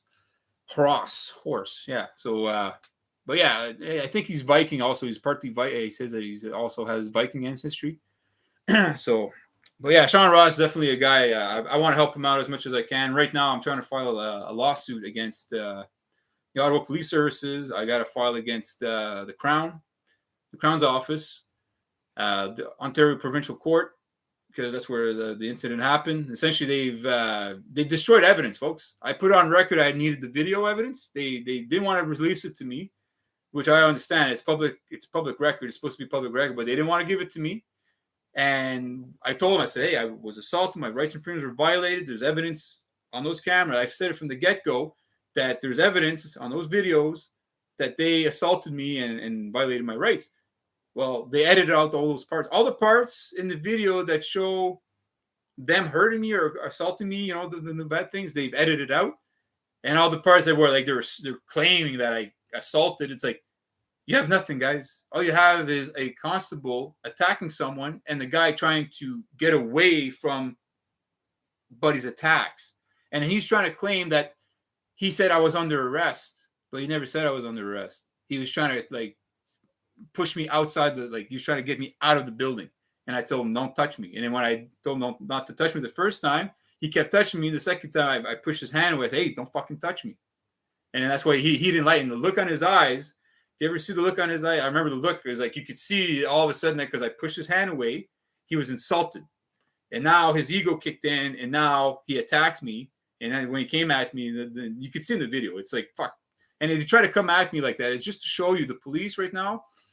Oh, and I'm trying to keep love and peace in my heart towards them, guys, but they're making it very difficult, very challenging. And Constable Benjamin, if you're watching and if your friends are watching, relate the message, because I'm sure you guys do watch my videos. Okay, I'm still going to be a brother to him. I'm still going to say, hey, dude, you want to talk it out, resolve the situation, offer remedy for the injuries you've incurred to me? We can still talk it out. If not, trust me, dude, we will see each other in court. We will see each other in court, and I will fucking embarrass you, but I will make you look so fucking bad that your family is going to disown you, my friend.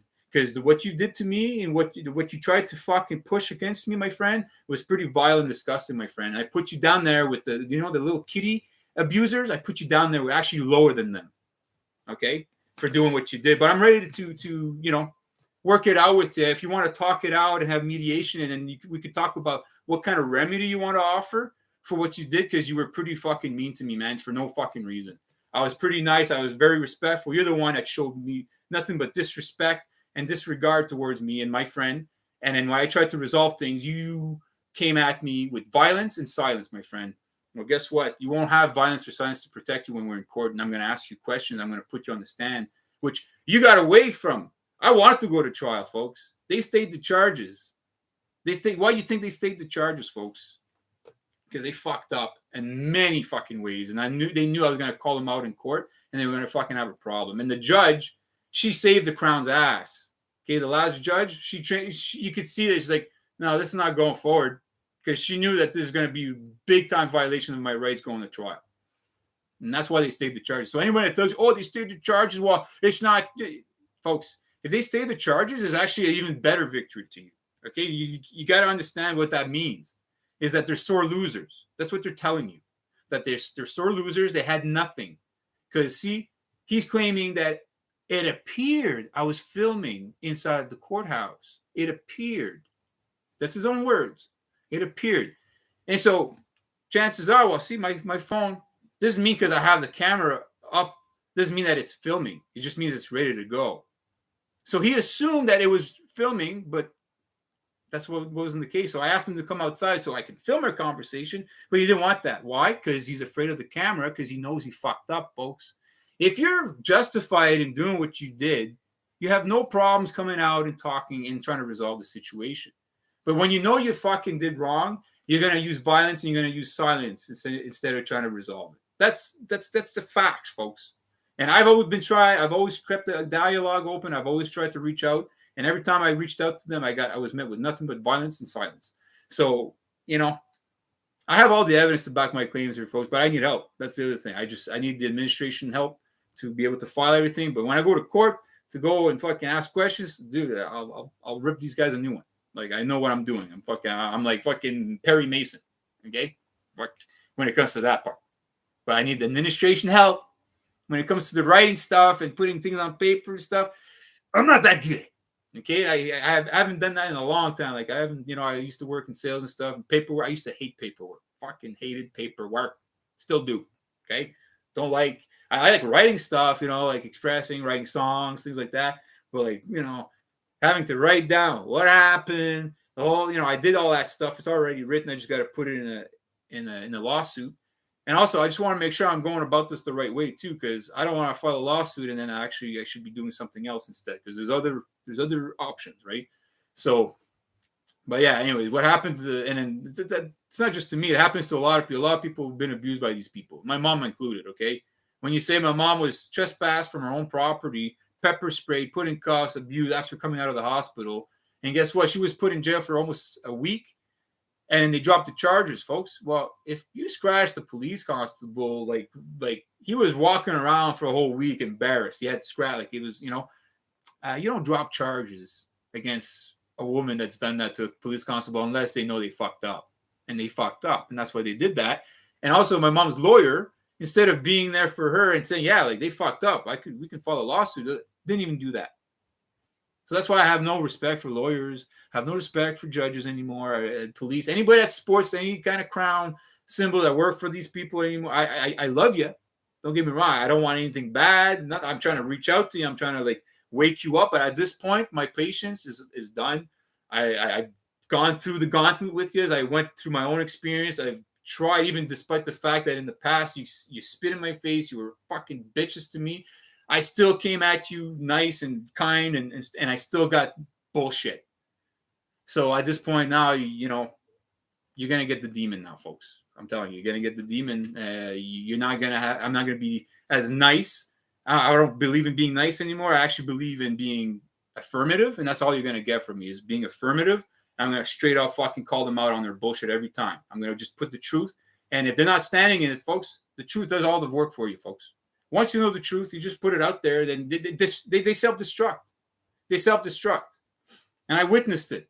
I saw the Crown. She self-destructed, folks, because I kept calling them out on the fact that they fucked up on the evidence. I kept saying, hey, I'm seeking administration of justice. My rights and freedoms were violated. What evidence do you guys have that I was filming inside the courthouse? They didn't. So why are we here? Why are you coming at me with this guy's claims when you have no evidence to back his fucking claims? That's how the fucking courts work, folks. You need evidence. You can't just make a claim against someone with no evidence to back it up. Okay? It just doesn't work that way. It's not supposed to anyways. Lady Snyder, yes, symbology. I'm just reading the comments there. I want to make sure that you guys know that I'm paying attention to you, and I appreciate you. I really appreciate you guys being here. But like I said, I'm looking for some warriors. I need some people to come with me, share some of my videos. I'm getting some body cams. I'm trying to get that in the next couple of weeks there to get that kind of stuff going. I'm going to go downtown, go see what's going on with the government strike. So ask some questions. see what's going on, interact with police, ask them about their symbols. I'm going to try to make good allies. That's what I'm out there to do is, the police there, as much as I'm critical of them, I'm trying to make allies. Like I'm reaching out to you guys like a brother. I'm still going to do that. Just like I said to the constables when I was in the hospital talking with them, I kept telling him, I'm reaching out like a brother. Like, I'm telling you all this. I'm not trying to bring you down. I'm not trying to tell you that you're this, that, and that. I'm trying to help you realize something, that you have children. Do you want a future of enslavement? You want a future where they have a boot on your children's fucking head? Or do you want them to be free? Well, if you keep going the way you're going, that's the future you're going to have for your children. And guess what? You can say thank you to yourself for providing that for them. Just like next time you see someone that's went to Afghanistan, okay, that's went in the war in Afghanistan, when you see them on the street and hey, sir, are you military? Did you serve in Afghanistan? So, oh, yeah, 3 tours. Oh, well, thank you. Because of you, that's why we have a fentanyl crisis. Thank you so much. Thank you. That's why we have an opioid problem. Thank you so much for your service, buddy. Like, so grateful. Thank you. That's, do that. See how they react and look at you. And you say, yeah, if you think I'm fucking full of shit, look it up. Okay? Because, see, the reason why in Afghanistan all that bullshit happened there, well, it's not because of freedom. Okay? It's not for freedom. Gotta drink that water. My throat sometimes, you just gotta get it hydrated. I was parched. It's a word that most people don't use nowadays, is the word parched. It just kind of sounds weird. I don't like to use it, but I was parched. Oh shit! So I'm in Canada, but very far away. Yeah, you're in the prairies. The prairies, man. It's like fuck. I've been through it. I went through Saskatchewan. I went to Saskatchewan, and then Alberta, all the way to BC, all the way to Vancouver Island. I RV'd all across Canada with my buddy Jordan. He retired from the military, and he said, "Yeah, I want to go across Canada, get an RV, go across Canada, and just be free." And I was like, "All right, let's do it." So we did it. It was fun. Then he met a woman, and then the whole fucking trip went to shit. So, and I'm not trying to blame a woman. It's not the woman's fault. He's the weak bastard. Thinking with his little head again. Fell love. The problem he did is that he had sex with her while doing magic mushrooms. Both of them were on magic mushrooms, so they fell in love with each other or something. It was like all of a sudden they were like in love. I was like, oh my God. And I read up later that when you do that, it's not good because then it makes you feel like super connected to the person. But then deep down later on, you find out you're not really that fucking connected. And that's what happened with them. So, yeah, kind of sucks, eh? Kind of sucks. So, hey, I'm going to sing you guys a song. This is a song I wrote. You guys want to hear it? If you guys want, I haven't been playing music in a long time, but I've been practicing lately. So, I can share a song with you. So, just got to make sure I'm tuned.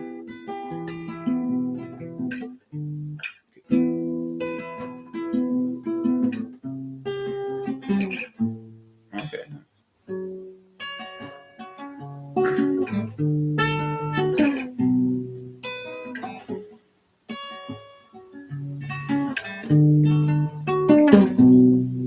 Oh. Can you guys hear that? Is it good or like? I'm not gonna keep playing if it's not really good. All right.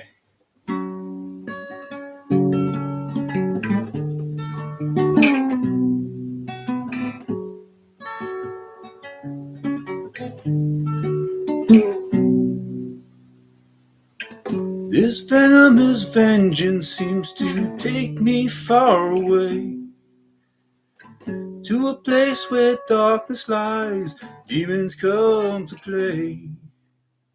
And the light will shine and I will surely look away, blinded and alone again, and all I seem to hear is, why have you forgotten me, oh son of mine, so innocent and pure, sign on the dotted line, you may always be mine, for I Must become the mage, free the demons from the cage, fuel the fires of rage, so I can rule the age.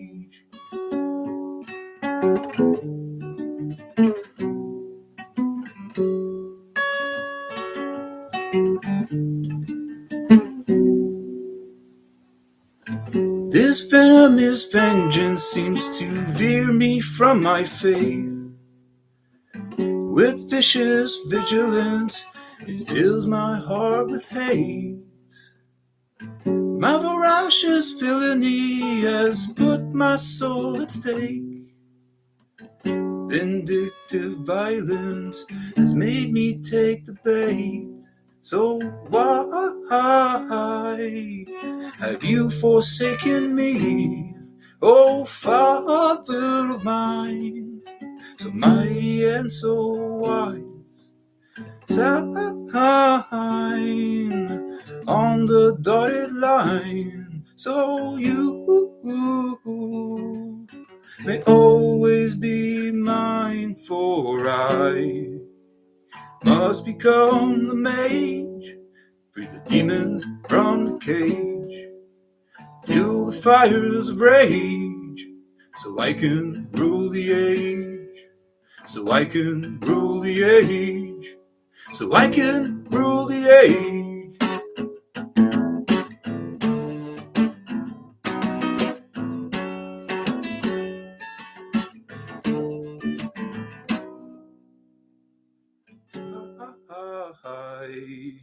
Have you forgiven me, O mother of mine, so beautiful and kind? Sign on the dotted line, so you may always be mine, for I must become the mage, free the demons from the cage, fuel the fires of rage, so I can rule the age, so I can rule the age, so I can rule the age.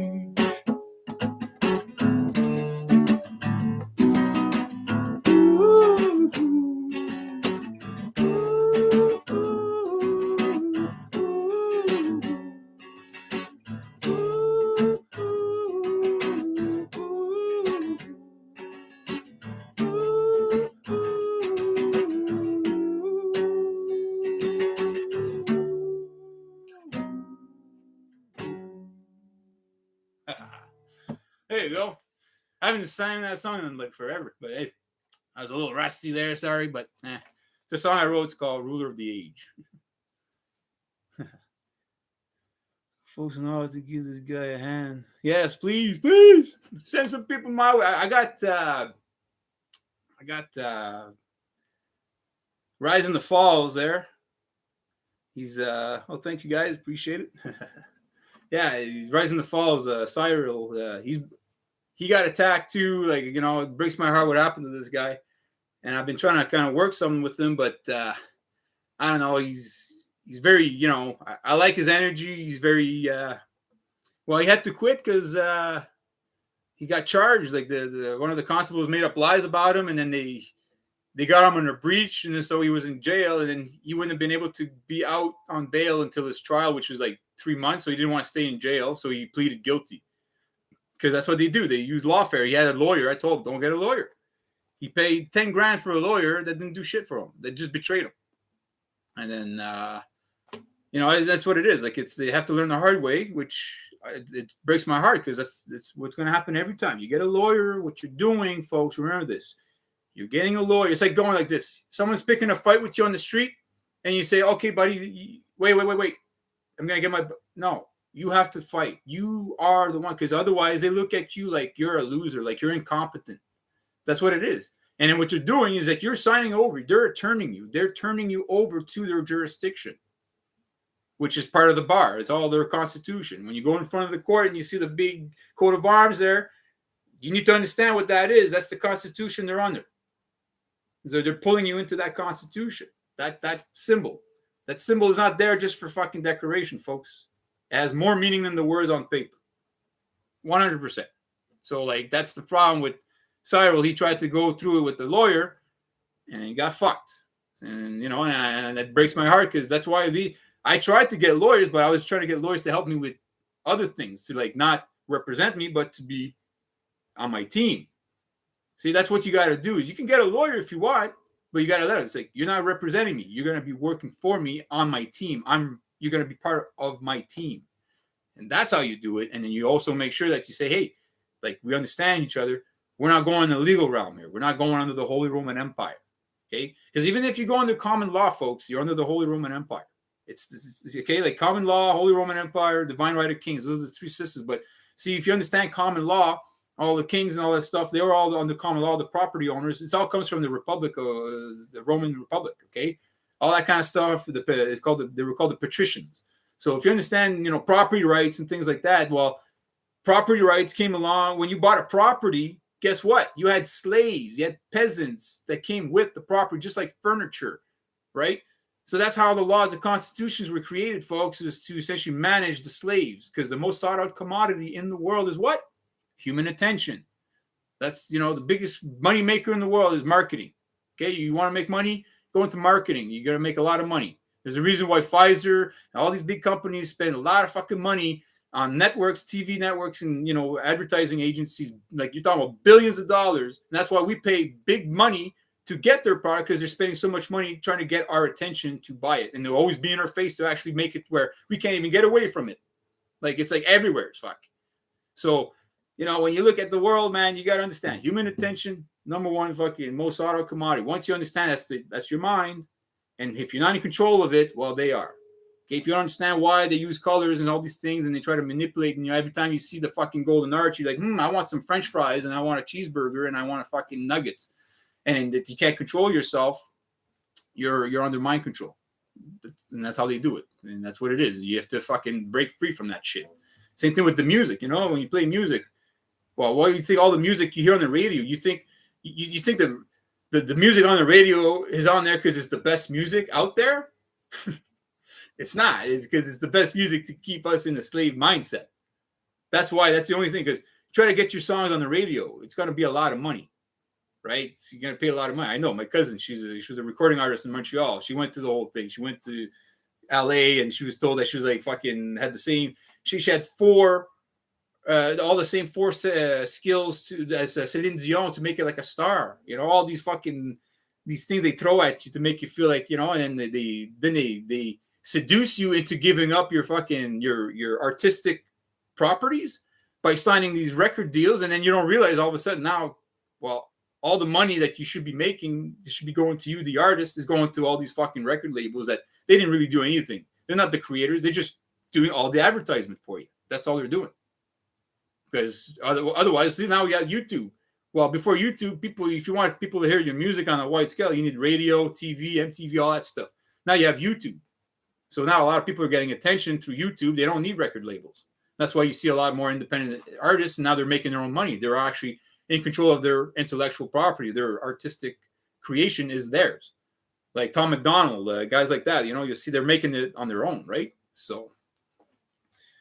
I mentioned something and I was told it really didn't matter. As I was Canadian, we don't have common law. Well, yeah, we do have common law. It's, if you understand, here in Canada, like, the Constitution expresses all the laws. It actually recognizes that there's laws before all the CCRF is just an expression of the laws, because all laws, before they're written, they are oratory. All laws are oratory, number one. So the law is expressed through oral. That's why when they ask you, they say, oh, you have the right to remain silent, right?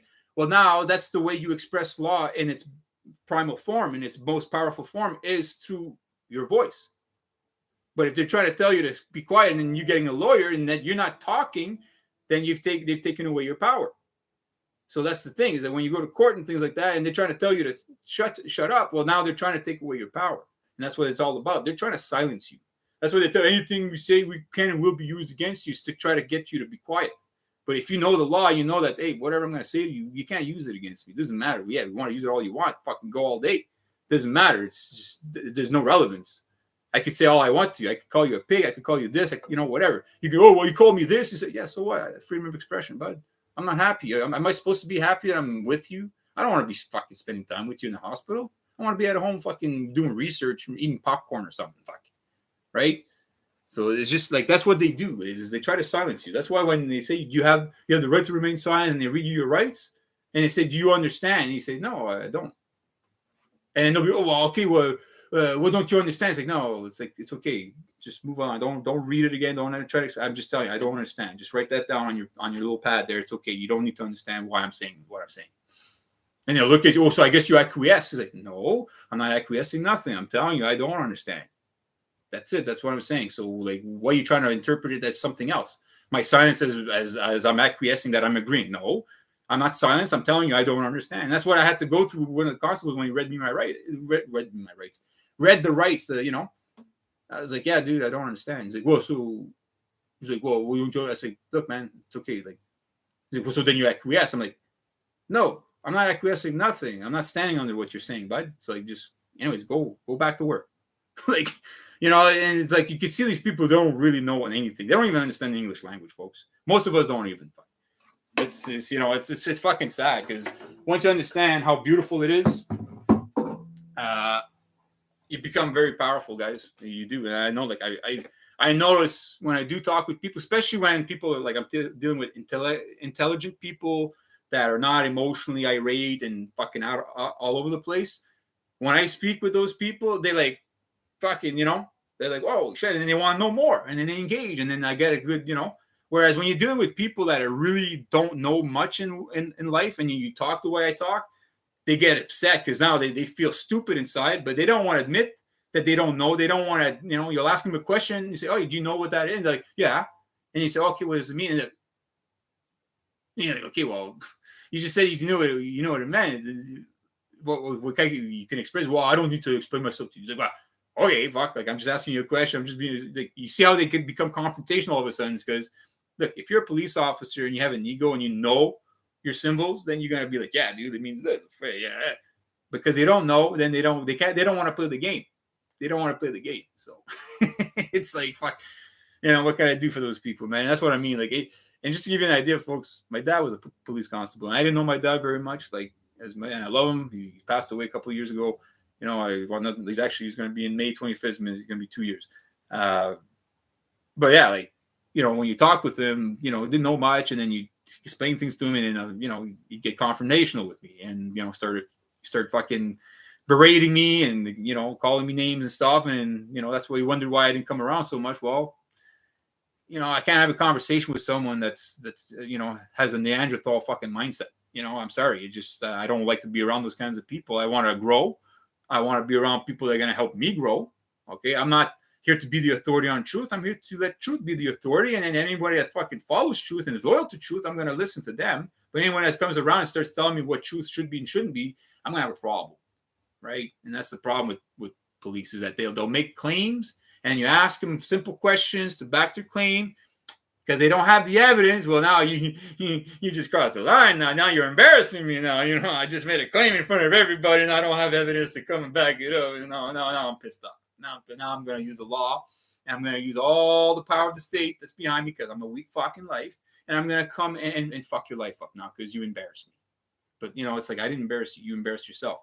You're the one that doesn't think much of himself to essentially continue your education in law. And understand is, why is it that I'm paid to wear these symbols every day? Let's look into it, shall we? So I can actually fucking feel good about my profession and feel good, and say, hey, I go to work and this is what it represents. And if anybody asks me, I can actually express it very nicely, very, very kindly and professionally. But you're dealing with a lot of children here, folks, and that's the problem. A lot of people have not grown up. The world needs to grow up, fuck. And I think there was a time we were mature. And then, I don't know, like a lot of the people, the good people or something, died. And then the leftover was the fucking remnants or something like that. And there's only a few good genetics or good people that had kept the fucking morals going that were able to keep it going a bit. But so far, I think we're losing the plot quite a bit. Because with everything that's happened in the last 3 years, the abuse and the nonsense I've gone through, my mother's gone through, I've heard people who've gone through it, it's been wild. And I'm surprised that actually there's not more chaos right now of, people losing their shit on government. I'm surprised. It goes to show me that I think Canada, the U.S., the world right now, there's only a very small percentage of people that have courage. Only a small percentage, and it's up to us right now to inspire our brothers and sisters to fuel that courage inside of them to essentially get out there and be more boots on the ground.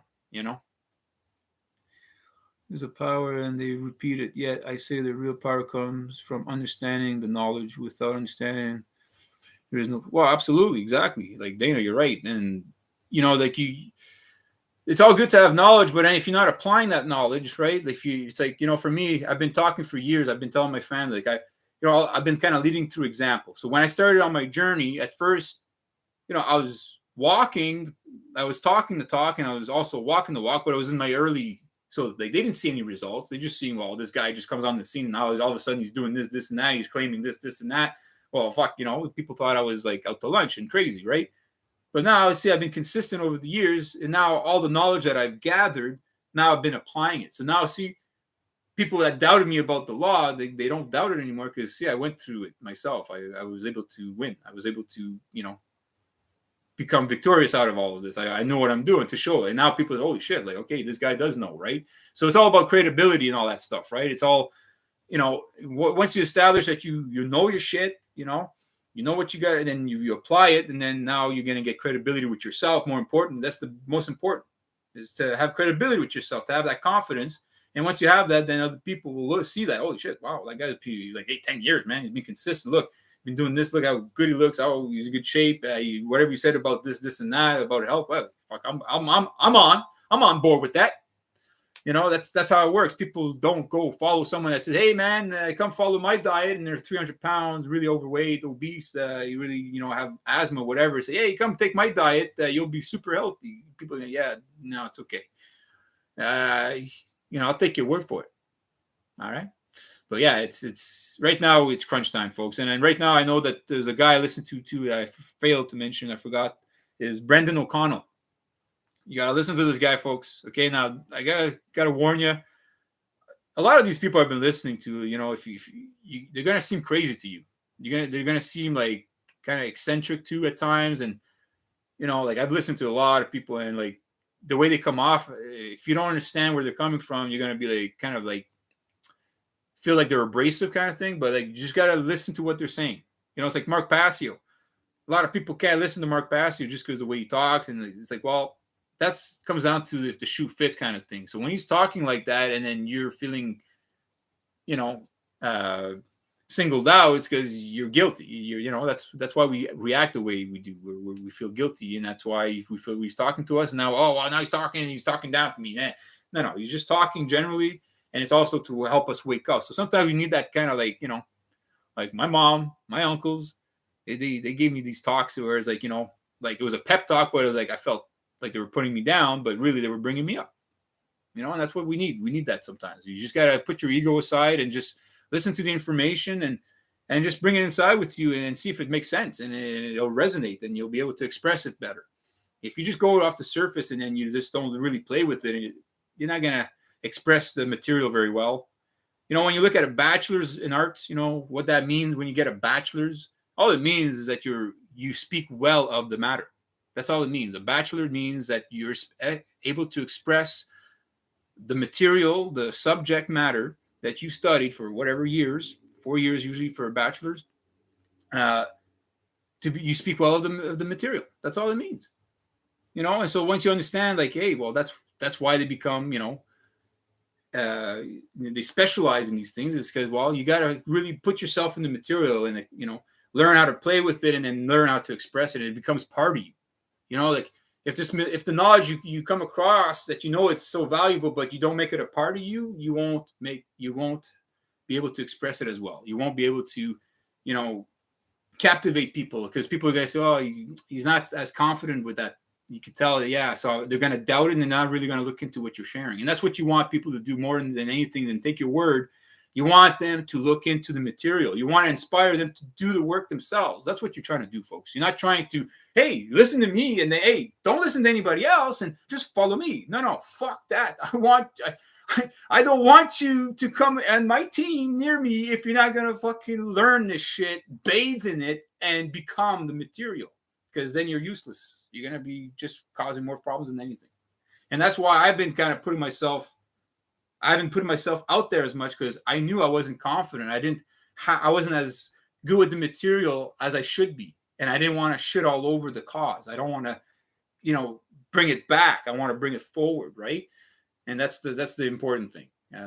So right now I'm actually getting a lot of confidence, especially I went through a lot of the stuff there in the last 3 years. Was been quite an eye-opening experience, just dealing with, a lot of different people, very nasty people, folks, really nasty people. Like I've dealt with nasty people in my life, but the last 3 years, I'll tell you, man, like some of these people, like, it made it very challenging for me to keep love and peace in my heart towards them. Let's put it that way. But I still got love and peace in my heart towards them. I still got nothing but love for them, and I don't want no ill will to them. I don't want nothing bad, nothing, but I want them to wake up. And if it takes them, maybe a little kick in the ass to wake up, hey, I may have to do it. I like you, little, hey, Tony, you're a good kid, but you don't listen. Hey, you fucking little bastard. You know what I mean? I slapped you upside there and you're crying. I love you, Tony. I love you. I just want nothing but the best for you, Tony. Okay? I don't want you to go down the street and get slapped out by Vito. Okay? Vito's a big kid. He'll kick your ass. He'll sit on you. You'll suffocate and die. And then what? So it's just, we gotta have the talk, folks. We gotta have that talk. Sorry, I'm doing little imitations here and there. Like I said, I'm a bit of an entertainer. I worked in movies. I used to be a DJ. I used to MC and do things like that. So I kind of like, I'm getting back into my old kind of self, because for a long time I've been retroverted, been inside, just doing a lot of reflecting, So this is real nasty, from masking to vaccine to fuck. No, I know exactly. It's been like some of the nastiness that's come from people. I couldn't believe it. I was like, wow. It's how people can be very nasty. Like, even if I wish that, my incident at Billings Bridge with the LCBO with the security guard, I wish I would have had my phone to record the security guard, how she was, like the way she was talking, like she was so ugly, like how, like, her body language, everything she was. I was like, wow, like what a brat. Like she was like this young 20-year-old girl, man. Like, his dad would buy her alcohol elsewhere, like, with like with her hands open, like, when they open like that, there they did instead of pointing, is that a buy alcohol elsewhere? And then, like, that's all she could say in the vocabulary when I kept asking her for the evidence of fact that backed her claim that I had to put hand sanitizer on my hands, which caused me allergies and irritation. I needed the evidence of fact to back your claim that I must put hand sanitizer in order to access a public building. She couldn't offer that, so of course she got irate and upset, and then they threatened argumentum ad baculum, which is a threat of violence and psychological force to win the argument, folks. When you have no evidence, that's all you have. So that's all she did, and that essentially, and nasty, fucking nasty woman. Like she was cute, but her attitude, holy fuck! I was like, wow, like no, I would never have a girlfriend like that. Hey, if my girlfriend came home and told me she did that to someone, I'd fucking dump her on the spot. I'd be like, you, and I would use a really nasty fucking word that I'm not gonna use now, but yeah, I would, like, for you to do that to someone for hand sanitizer, like, what's wrong with you? Like, I don't want to have a child with you. You're morally fucking bankrupt. And that's the problem. A lot of these people, they have no moral compass. They have no principles. Fuck. I'm here because just know that. Okay. You saw me on the fake mic. Okay, he's cool. That guy, I like him. He's got balls, man. I like the fact that he's out there, man.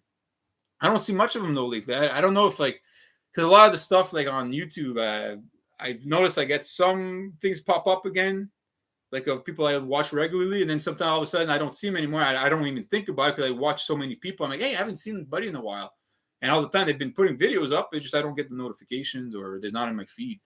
So, but yeah, The best years brought the worst, and many people, they were always around us, but now we can see them. This is good. Yeah, well, that's one thing for sure.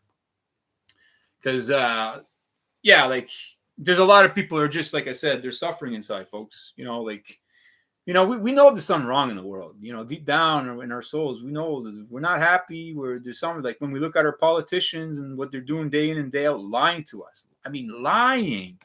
Just the lying itself to me is like blows my fucking mind that they can lie so much. And I'm saying, like, they think that there's not going to be consequences to their lives. Like it's just crazy. It's just crazy that I don't know. Like I know that I'm going to die one day. Like I don't know. Did they find some kind of machine? Are these kinds of immortals? I don't know. Maybe I think some of these people are probably like they're not even real. Like they're real people, but what they've been doing, they've been creating these clones or like these genetic creations of human beings.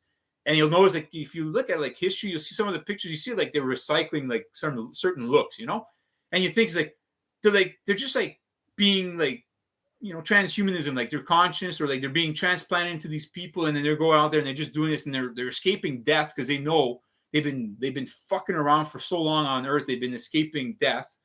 They know that when they die, holy shit, they're gonna have so much to answer for. So like they fear death to the point. Like I'm not saying that's what it is, but imagine that could be the case. Like you want to die, folks. You trust me. You don't want to live on. You don't want to live forever. You don't want to, this transhumanism shit there. Get it out of your head.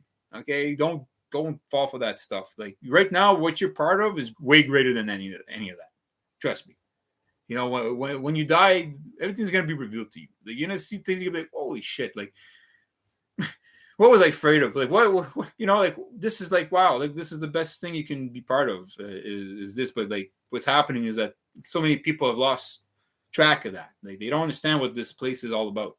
They don't understand that they're, like I said earlier, we're greater than what this physical manifestation of who we are. We're greater than that. We're more than that. So stop thinking less of yourself. I'm not saying to think yourself greater than everyone else. I'm saying just think enough for yourself to know that you're greater than what this is, and that this is an experience, and that right now there's challenges that are put upon our paths, and it's up to us to stand and do something about it. God, Almighty Creator, whatever you want to say, put it upon your feet. That means He entrusts you with the task. What fucking greater feeling should you have than that? That, hey man, God put it upon my oh damn, all right, okay. Feel a lot of pressure, but all right, I'm ready, guys. I'll do it. I guess you feel, and that's what you need, is that now you feel like, hey, I'm actually something. I'm greater than what I am, and always know that, folks, that you're greater than what you are. Whatever shitty life you think you're going through right now, know that you're greater than that. That's just, you're going through it, yeah, but it's not going to be forever. And you're going to learn from it. And you're going to look back on those moments, and you're going to be grateful for them. You're going to be grateful. I guarantee you. Like, a lot of the bad things I went through in my life, I look back at them now. I'm like, wow, I'm actually a lot stronger today because I went through that shit. And like, even with what I went through with the courts and the police and all that stuff, I like my mom, she was like stressed out. And for me, I said, Mom, I'm having fun here. Like, I'm actually having fun now. Like, I'm actually having fun with this. At first, it was kind of like, but I was like, I'm having fun because you know what? Like, they have nothing. I know they have nothing, and I'm gonna fucking play. I'm just gonna keep doing what I'm doing, and they're gonna fuck off. I know they're gonna back off, and then they did. And my mom, like, she's like, fuck, like, she's like, wow, I can see, like, like you're, and that's what it is, folks. Is once you get confident with shit and these kinds of things, and like I said, you own it, and it becomes you, man. It's just the truth. The truth fights itself. You just have to bear it. You hold it, and the truth is like doing all the fighting for you. It's like, why are you trying to fight the darkness with the torch, waving it around? Just hold the torch up. The darkness is gone. Look, it's gone. If you're going like this, well, you're going to extinguish the torch eventually, right? So just fucking hold it, and that's it. And you protect it. That's all it is, man. It's just how it is. Fuck you, just bear that truth and be the bearer of truth, and make sure that you're loyal to truth, not to your mom, not to yourself, not to your fucking thin blue line gang, not to your coworkers, not to your family. You're not loyal to them. You're loyal to truth. And by being loyal to truth, you will be loyal to yourself, and you'll be loyal to them and to your friends and your family. And if you go try to like, oh, well, I'm going to shit on truth because it's my brother and I gotta show loyalty because he's my brother. No. Your brother fucked up and now he needs to be accounted for. And the best person to tell him is his brother.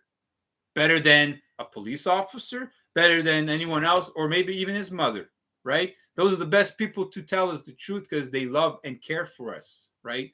So that's the thing. Like I've seen that in this world is that a lot of people have loyalties. They don't understand where their loyalty should be, and your loyalty is always to truth and justice. That's why when you go to court, they have truth and justice. That's what they're supposed to be loyal to. You go to court and a police officer makes claims against you. You just ask him on the stand one question: what are your loyalties? And you see where his eyes go and all over the place, and he won't answer the right question. You got him dead to rights at that point. Because once you establish in the courthouse that he doesn't understand his obligations and duties, that his obligations and duties are to be loyal to truth and justice, he's discredited. That's how it works. That's what it's supposed to be. Because you're supposed to be there for truth and justice. You're supposed to be loyal to truth and justice. And if you're not loyal to that, you're not loyal to God, you're not loyal to yourself, you're not gonna grow. You're going to impede yourself. You're going to cause yourself fucking problems. And why do that to yourself? Fuck. Like, that's the problem. I've been dealing with this for a long time. I've been a monk, and I've been seeing my friends, my family, engage in this shit. And now I'm starting to see them, like, wake up and stuff. And some of them are, they were already ahead of the game in some ways. But, like, it's just like, fuck, man. Like, I don't understand why we're in 2023 with all the advancements we have, all the technology, it seems we're going backwards. Why? Fuck, man. Like, we should right now, because of the internet, just the internet itself is a great tool. That's, and now look, they're trying to censor us. They're trying to, why do you think, folks? Because they're seeing that people are fucking waking up and then we're getting together and then, we're banding. And now all the information, they can't lie to us like they could. They can't control the source of information like they could before. It's, they've always tried to control the data. And if you look at the Kabbalists, right? The Kabbalah, if you look at their tree, right in the middle, it's the da'at, which is like the fucking point of all connections and everything that connects all your energy, which that's what we are. We are data, da'at. And it's just so funny that it's called data and then da'at, which is D-A''A-T in the Hebrew. So you'll see that and you say, wow. So that's what they try to do. They're always trying to siphon our energy from us. They're taking away our energy and they're actually not taking it from us. They're convincing us and fooling us into giving it away freely. Yeah. We're fucking, because we don't know anything, we're fucking giving it away. Here you go. Oh, here's my freedom. Oh, here's some money. Oh, you want some money? Oh, I got to pay taxes? Oh, sure, here you go. But if you knew better, you don't have to pay taxes. You don't have to do all these things. There's a lot of things you don't have. They're just giving away our energy freely. And that's what they're convincing us because we don't know each other. We don't know who we are. Fuck. So... all that info at your fingertips. Yeah. Yeah, well, no, yeah, exactly. The internet, man. Like, I mean, fuck. Well, people are spending money on university nowadays. I'm like, you guys are foolish. Like, I mean, I don't get me wrong. I think university is a great concept. It's like there's a lot of good things about it. Just like policing. All these things are just tools, folks. You can't shit on the tool. You got to shit on the people handling the tool. Okay, and that's the problem is that the people are mishandling these tools. And that's the thing. But like, see, the universities are being like, you're being gouged for information that's freely available. The only difference is that you're not getting that piece of paper, which that's their credibility that they want.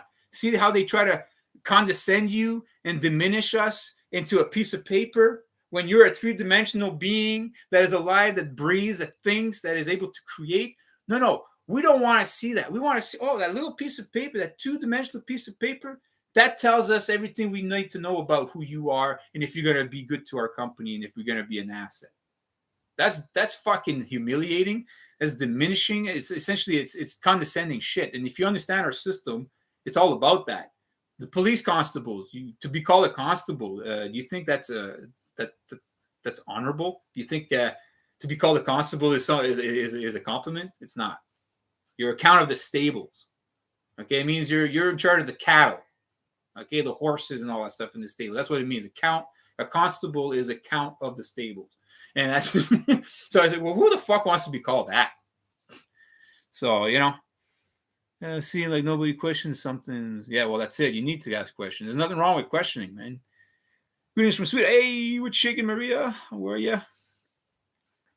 Human capital. Yeah, well, that's what it is. It's all about, like if you look at our system of capitalism and stuff, it's all about capitalizing on people. And, the more ignorant you keep the masses, the better grip you're going to have on people. And that's what it is. And that's what our system here in Canada, if you understand the crown and the commerce and trade and all that stuff and the whole fraud that's been perpetrated upon us and our parents when we're born through the birth certificate,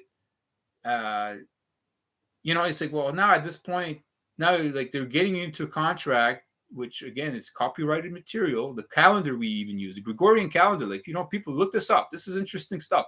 If you're using the Gregorian calendar, so if your date of birth is according to the Gregorian calendar, which is essentially the error in time, it's not the real actual calendar, you're using copyrighted material. So now because you're using copyrighted material and you're claiming to be born under that calendar, well, now you are subject to terms and conditions of that property that you're using. So the same thing with the government. You're using copyrighted intellectual property that doesn't belong to you. And now you're essentially on the terms and conditions. But you don't have to. You can maintain your God-given rights. But as soon as you start using their material, now you're giving up your God-given rights. And now you're saying that they're granting you your rights and freedoms, which are very few compared to what you get under God, right? I was a copyright to copywriting. Yeah, Well, see, you're actually like what they're doing, the birth certificate is just essentially is like when you're born, you're born in the placenta, and then the placenta is left behind. And that's what they do is that they take the placenta and they use that as salvage. And now they make a birth certificate out of the placenta, essentially. That's what they're doing. So because it's salvaged. So now, when you go to court and the churches and stuff, they say, oh, come and seek salvation. Well, you've been salvaged. And now that property belongs to them because they salvaged it. And now they created this birth certificate. And now, because you're using it from the salvage that now they own, because you've given it up, you've abandoned it. So now, 9/10 of the law is possession. So it doesn't matter. Like if they're in possession of that, they're claiming it to be a legal entity that has recognition under the Holy Roman Empire. Now you are using that property, which you don't have the right to, okay, because it belongs to the crown. And now you're in dishonor. You're committing fraud because you're using the birth certificate to get your driver's license. You're getting your passport. You're getting all these things, which you're not supposed to because you're not supposed to use it for identification. It's not yours. So now you're claiming to be the legal person, which you're not, which is fraud. It's a lie because you're not a two-dimensional piece of paper. You are three-dimensional. So now see how they're getting you in the lie that you don't realize that you're part of. You're part of a lie that you're committing fraud. But they're not going to tell you because it's profitable. They can make a lot of money by you committing fraud and holding you to account through your trust. And now they're fucking draining your trust, which that's what the birth certificate is the trust that was created. There's two trusts. There's you have your trust. Essentially the land of the living, land of the dead. So you have two trusts. Well, now they're using that and they're fucking committing fraud against you. You're committing fraud against yourself. And that's what you're doing. You're aiding and abetting in the fraud against yourself and everyone else. So it's fucked up, man. Really fucked up. So yeah. How do we divorce their system? Well, see, that's learning the law, and you have to do a claim of rights. So that's what thing I'm trying to work on here on my channel. And there's a guy, his name is, check out on YouTube, Eternally Aware. Here, I'll type it in.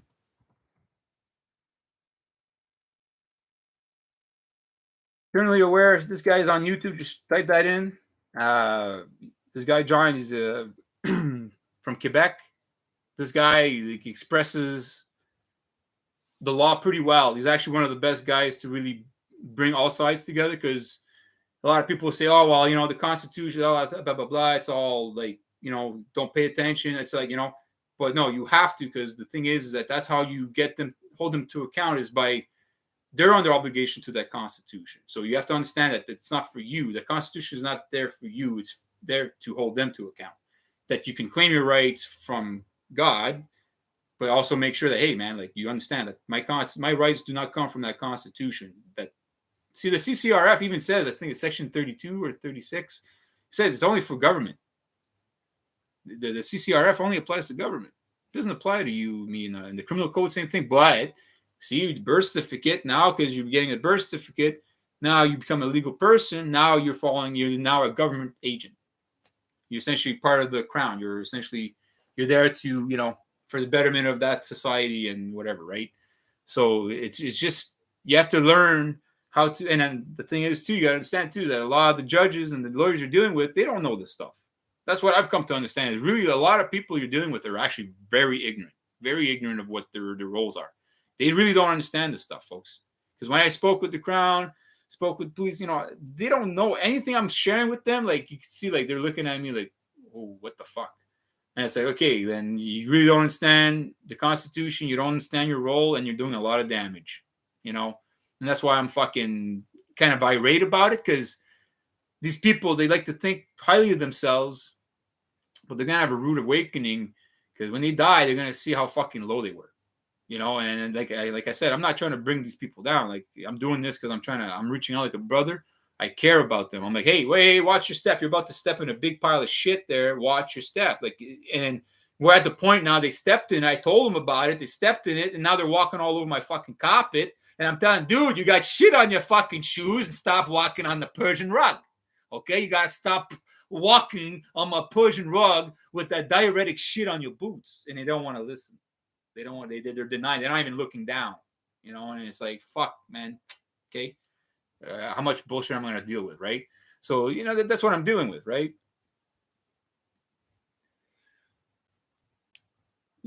Wow, Sweden, we're all under the same kind of rule. We're all under the UN, all the UN Constitution, which is they're under Corpus Juris, which is symbolized by the Cyrus cylinder, which is ancient Talmudic law.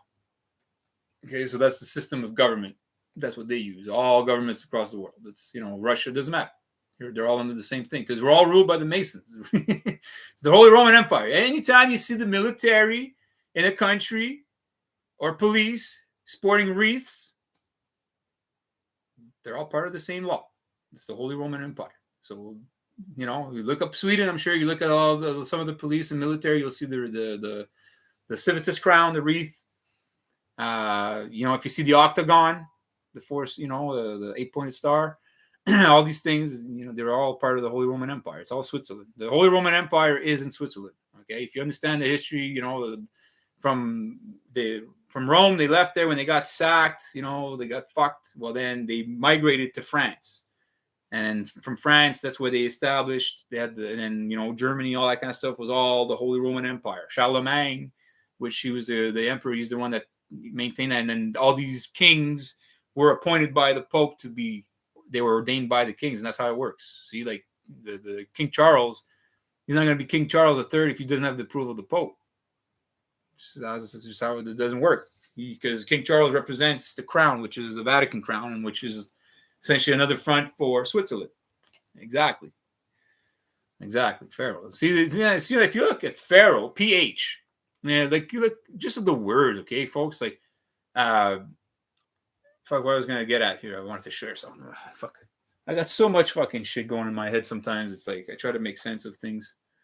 But, what was I going to say? Yeah, the pharaohs. Like, so you have the Phoenicians, the pharaohs, right?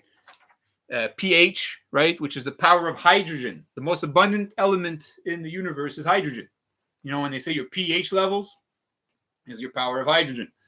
So phonetics, also when you look at pharaoh, which if you look in the Bible, you have PTAH, which is ptah, which is really pronounced fa, which is, also when you play around with it, like the anagram, which is path, is the path, the way, God, right? Which is the door, that's why when you look at the word, when God said the word, well, you take word, play with it, you have door, D-O-W-R, which is the door.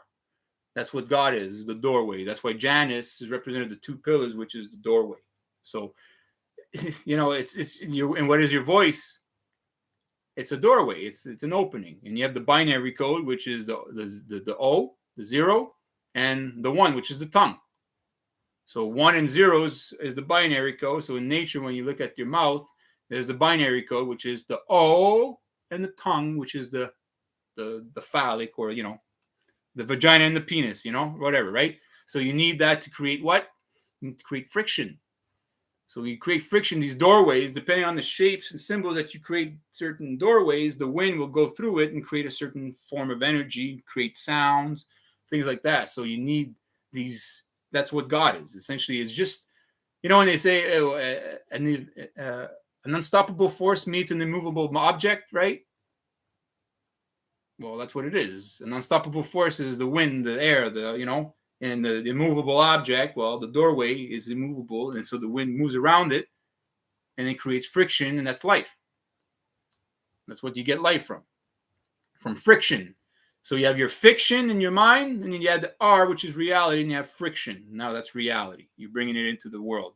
So everything's in the mind, no friction. There's no wind, there's no nothing until you bring it out into the friction. Now there's doorways, and these doorways create the friction, and that's how you have creation. So now you have the doorway into this world. You came into the womb, which is a doorway. Your mother's womb is a doorway into this world, and then you will die, and then you will be put in the casket, and it'll make a hole in the ground, put you 6 feet in, which looks like a door, and then you're bringing you into the underworld. So it's just always you're going through doorways when you're having ideas. You ever notice? You live one room, you were going to the other room to do something, but because you left one room, now you forgot what you came in the other room for. It's because you're changing rooms, you're changing realities in a sense, and that's like now your mindset changes. And also, if you look at Feng Shui, it's all about your spiritual energy and your environment to set up your furniture in a certain way where the energy flows, where you actually maximize the benefits of that spiritual energy. Well, the most important part in Feng Shui in your house to make sure that the unobstructed is your door. Your door is the number one thing that you got to make sure that's the energy comes in right, because whatever energy is going to come in there is going to set the mood inside your home. So that's what it is. We're all energy, right? What is God? Well, it's everything and everywhere. It cannot be created or destroyed, right? What is energy? Well, it's everything and everywhere. It cannot be created or destroyed. It's that's what it is. So we're just doorways. We're just here to manifest, and that's what God is. We're just entering doors. He's opening doors, and these doors are always open. It's just we don't see them because our human attention has been fucked with. That's what it is, and that's why nowadays we're not able to see the solutions, which these are doors, right? When you say, "Oh, an opportunity," doors have opened up. You hear that all the time. Well, it's because we're not seeing the doors. There's doors everywhere for us. There's opportunities. There's solutions everywhere, but our human attention is polluted. It's been distracted by commercials and fucking Dancing with the Stars and American Idol and all these fucking reality shows that are not reality, and then we don't really focus on anything else because we're like, well, fuck, and then we feel hopeless. We feel like we can't do anything because, well, we're not paying attention. So are you related to Jason John Swartz, by the way? He's a Canadian and a spitting image of you, like twins. Even find his channel and compare. Yeah, I'll check him out. I get that a lot. I guess I got that look. A lot of people say they know me or they've seen me, or every time I go in the street anywhere is like I guess I don't know what it is, man. Everyone. So yeah, I get that a lot. I look like people. Even like people say I look like John Wick sometimes. It's like, okay, fuck. I don't think I do, but when I have my hair down like long and my beard a certain way, I kind of do, but it's like I don't think it's that. So I guess yeah. I'll check him out. His name is John Swartz. Okay, I'll check him out. Is it Swartz or Schwartz? So anyways, just to make sure, but yeah, I'll check him out. Down syndrome. Down syndrome, or what he thought about? Door syndrome. Door. Okay, yeah, door syndrome. What do you mean by that, Dana? I'm trying to catch the joke. Jason John Swartz. Okay, I'll check it out. Yeah, well, I'm always looking for people too, like especially in auto right now. I'm kind of like I did go last year, and I was more boots on the ground, and I just kind of got to be honest, I was a little discouraged because when I had problems, I needed help. I had nobody really. Like all the people I went to help, none like.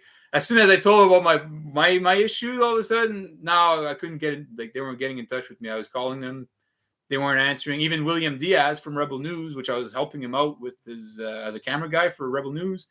I helped this guy out, volunteered, like gave him rides, went to do all these stories with him and stuff. And when it came time when I asked him to help me for court, he said he would help me with editing and stuff like that. And when I called him he never called back. He didn't get back to me, nothing. I left him messages, text messages, nothing. And he's not with Rebel News anymore, so I don't know what happened. But yeah, very disappointing. To be honest, I like William for a lot of things. I like the passion he had. He's a young guy.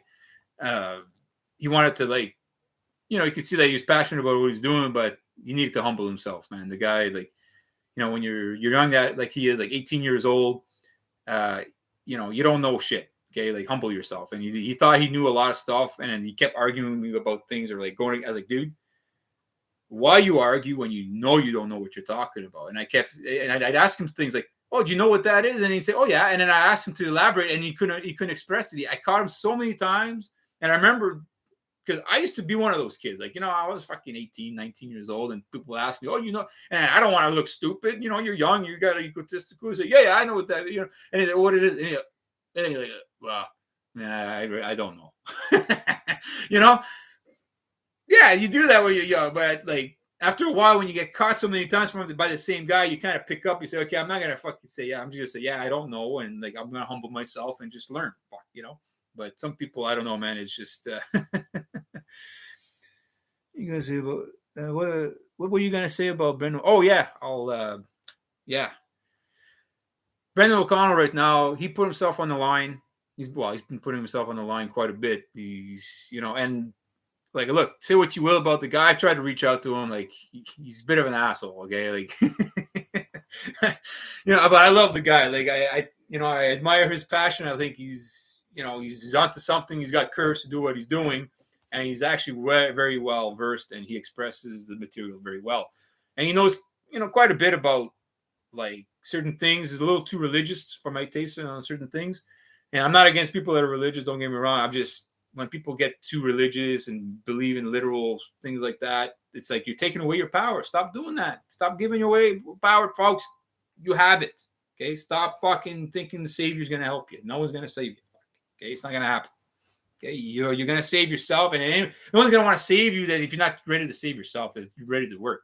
Like, if I'm going to go and rescue you, you're drowning, and you're fucking, splashing, and I go to help you, then you fucking like do like a baby and try to drop like a fuck you. I'm gonna let you drop. Okay, sorry, I'm not gonna drown with you.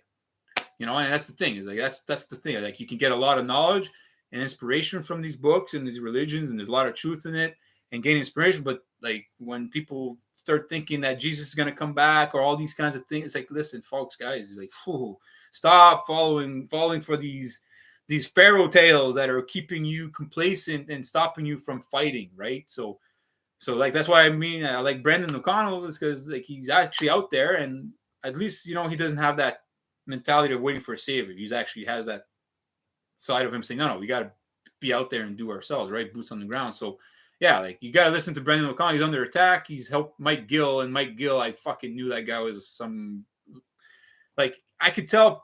I've been dealing with this shit for so long, folks. I could tell just by looking at people now if they're gonna be a fucking problem. And guess what? Mike Gill, I knew, I said, holy fuck, this guy, he's got some things going, but fuck, man, like he's not the right guy to be doing anything, right? So if you look up a bit, Brendan O'Connell has been trying to help out Mike Gill, get a lot of information about a lot of corruption in the United States, and I mean it's bad, okay? And it's not just in the States, okay? He's exposing other countries, okay? Exposing a lot of things, even about our computers and about cyber security and critical infrastructure, okay? This is important stuff to learn. He talks about the Talpiot program. Okay, if you ever look up, he actually has a UN document that he put up. Everything you can download and read this stuff. I suggest you download and read all of it. Very interesting stuff. A lot of the stuff is a little over my head because it's technical stuff, like But I mean, he's made it pretty easy. But anyways, at the same time, it's just like these guys are out there putting themselves on the line, and there's no their lives are at risk. He's in Mexico. Okay, so like cartels and stuff. If you understand cartels in Mexico, they're all connected to the same people that he's speaking against. Okay, so if you look at Mexico, they have the Templars. Well, you think they're called the Templars without the permission of Switzerland? They're involved. Okay, they're all like all the mafia, law enforcement, government. They're all work together behind the scenes, folks. It's just how it is.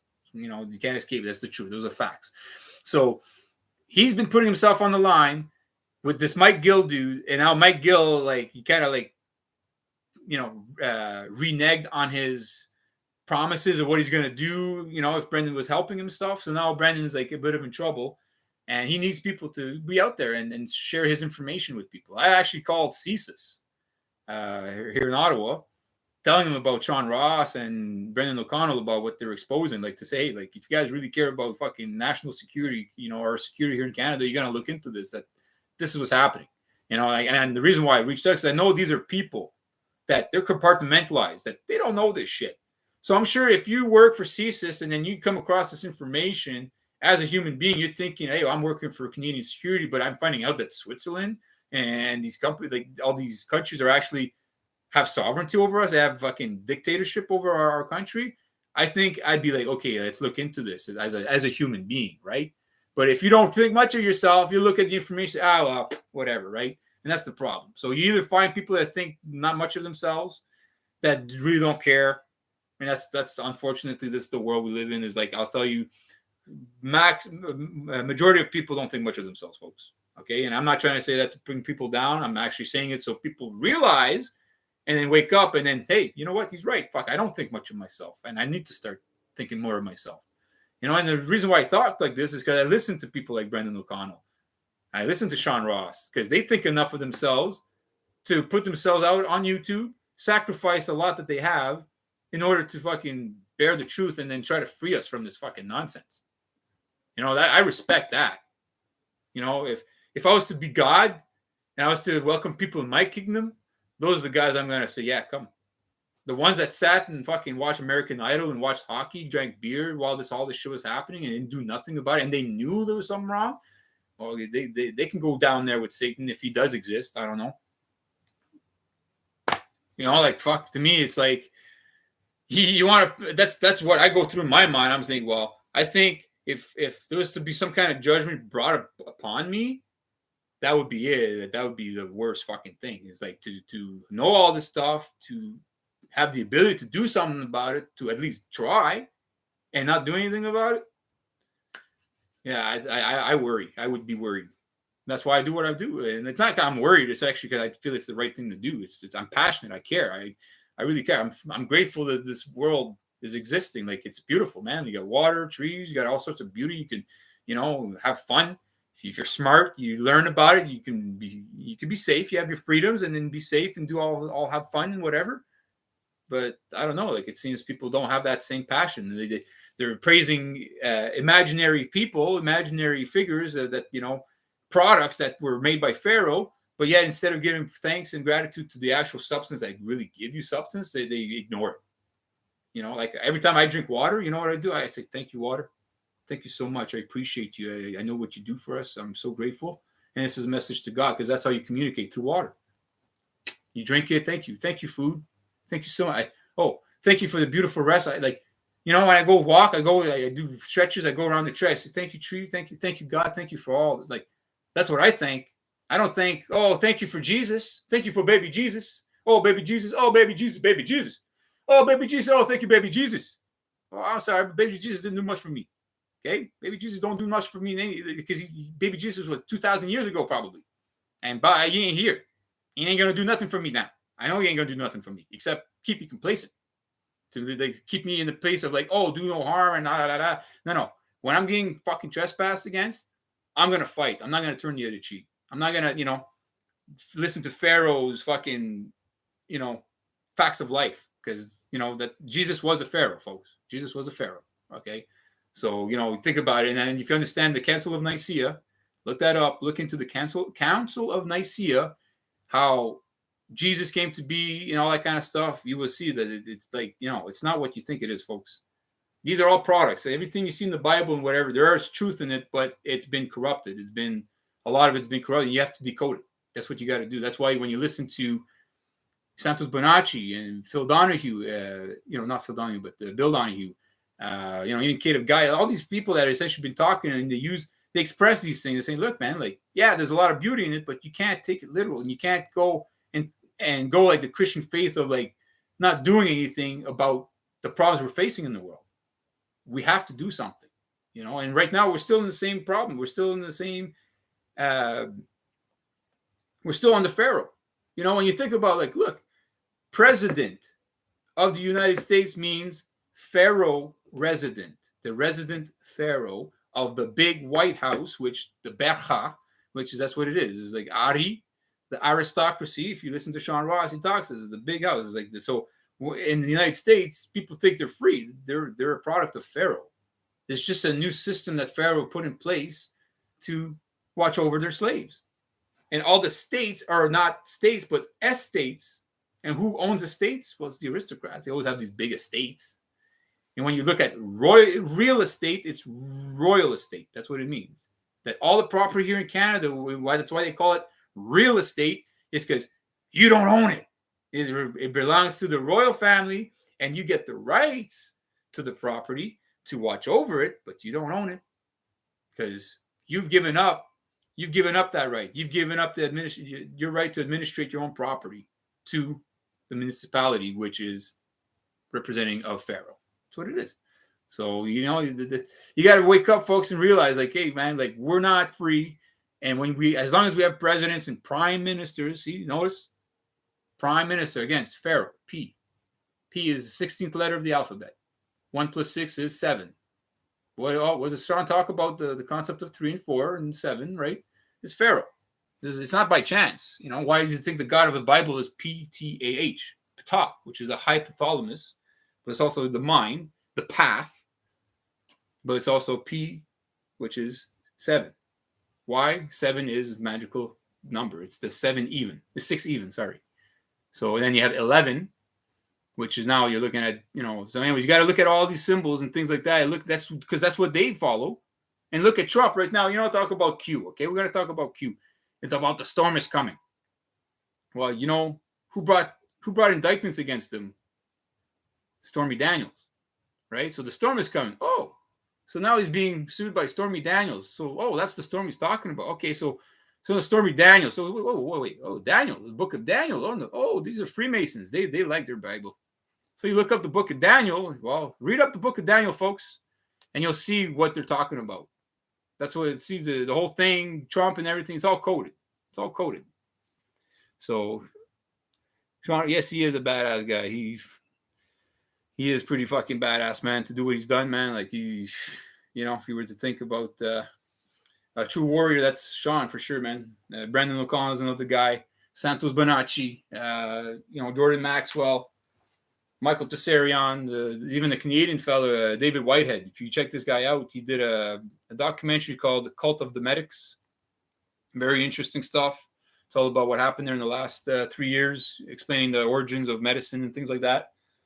Like, we really need the warriors to go out. And I'm actually ready. Like, once I get my equipment there, all stuff, my cameras, I'm like protected because that's what I need. I need people, though. I need people to come with me. And so far, I'm fucking disappointed, man. Like, and I'm not cheating on you guys. I know a lot of you are like far away. Like, I'm just saying, like, if people are hearing this or in the vicinity, please, man. Like, I'm ready to go. I'm not about violence. Okay, I'm not about fucking any of that shit. I'm all about communication, talking, reaching out to our brothers and sisters. We're all about that, but also putting the message out that, listen, there's going to be a point where, if we can't talk anymore, if we can't express ourselves and they keep trying to silence us, then they're pushing the violence, right? And that's what I'm trying to avoid here, folks, because I know that if we don't try right now, that it's going to turn really bad. Like, I'm talking like really bad. You're talking about Mad Max shit, okay, folks? I'm telling you. You think I'm kidding? Hey, 2030, from here to 2030, you bet your fucking bottom dollar, whatever it's worth right now, okay, it's gonna be fucking problems if we don't start really doing something about it and reaching out to the people that actually can really make a difference, like such as law enforcement, okay? The police, unfortunately, we have to reach out to them. They are our brothers and sisters. They're just as much victims as we are. And that's what the thing is, like, with all this auditing stuff, like, I'm trying to reach out to all the auditing channels in the States and Canada to maintain love and peace in their heart when you're dealing with law enforcement and these people, to still come across as a brother. That stop calling them pigs. Stop going there. As much as they piss you off, and they piss me off too, try to fucking control that, because we need them. We need everybody. We need everybody. Like, I know we can't save everybody. We're not there to save anybody. We're just there to light like the sparks of freedom inside of people, man. Like if you ever listen to Brian from High Impact Vlogs and Films, and Here's the Deal, Grease Monkey Videos, like this guy, man, like he's on the money about a lot of things, and I'm with him on that, and I want to help him. And I think more people need to do what he's doing. And if you have the resources to do so, like I'm trying to do, is if I can do videos and have someone edit my stuff, I'd be doing videos every day. I'd be fucking like, and plus he's going to teach me this stuff. Then I'll be able to do this more and then make him like super, like I don't want to make him super fancy and like, but I want to make him something kind of like, I can put little information here and really make it appeal so to get people's attention, right? Because I'm a good speaker. Like I'm good at that kind of stuff. I can go out there and speak in crowds. I can do all that kind of stuff. I can, I'm not afraid of nobody. Like I'm not afraid to talk to anybody. I'm not afraid of police. I'm not afraid of the prime minister. I'm not afraid of any fucking person that comes at me. I'll stand firm. I'll stand strong because I know I got truth on my side.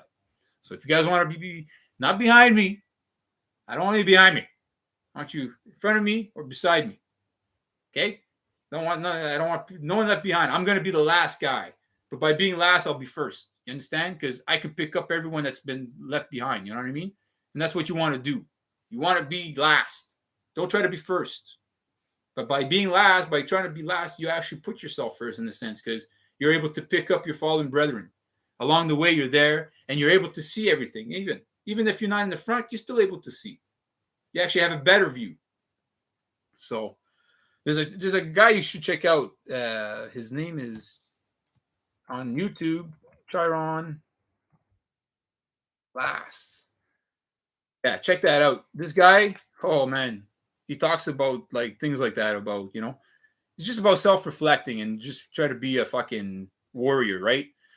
And he's helped me in so many ways. So yeah. America, yes. America, the sun, Rika, which is the soul. Meru, which is the pyramid. Which is big or pregnant. I've been listening to Sashan since fucking 2010? 2010? Yeah, like his first video I saw was the Octagon there, Order of the Octagon. So, if impossible to gather people in a small nation as Sweden, 30 million people, then I can't imagine how hard in countries like US. Yeah. But it's not easy getting people together, folks. It's not. Like... I went downtown during the Turkish Convoy, and like a lot of people I was talking with, like everyone's all over the place. Everyone's like on a different, like as much as they have commonalities, right? But everyone's talking about things that are really off the mark. And I was like, okay, guys, you gotta stop. You gotta focus on the few things that we need to focus on. Is the root cause. Never mind all this fucking noise and shit, And I was trying to explain to them, look, all these things like people using the Charter of Rights and Freedoms and they're not understanding it. I was like, guys, you got to look into it. Understand it doesn't apply to you. Yeah, if you don't understand that, then you're talking and you're doing more harm than good. And that's the problem. Like fuck, people going out there, they just think about it. I've been doing this. I woke up in 2006. This is when I had a wake up. Okay, I read books and it just woke me up. And then from that point on, I was struggling with work. I couldn't go back to reality because I said, "Holy fuck!" Like like once you know the truth, man. And so from that point on, like I've done all the work, right? I've been doing this for like 2006 to 20. It's almost 20 years. Okay, so think about it. No, wait, not 20 years. No, it's 13. Yeah, fucking 16 years. I've been at this, and now I got people that just got into this, like last year or like 2-3 years ago, whatever. And all of a sudden, like they're like thinking they're gonna like. It's like, guys, no, it just doesn't work like that. Like you don't just jump in and wake up to a revolution and thinking you're gonna go out there and change the world when you really don't really know what's up. Like you're new to this, right? And that's the thing. Like even myself, I've been at this for a long time, and I still I'm like, fuck, I gotta like, be careful with what I say and what I do and what I share, right? But that's the thing, folks. You gotta like. When you got to realize a lot of these people are just waking up, they're in shock. And now all of a sudden they got the fire lit up on their ass and they want to do the right thing, but they don't realize we're going to do more harm than good if we go out there not really understanding what's going on. Right. So everybody got to run point sometime. Yeah. Well, that's it. You got to fucking, you got to get out there, boots on the ground. You gotta, show no fear. I don't get me wrong. I do have fear inside of me, like, but I mean, I work up the courage to like, okay, man, don't be afraid. Don't.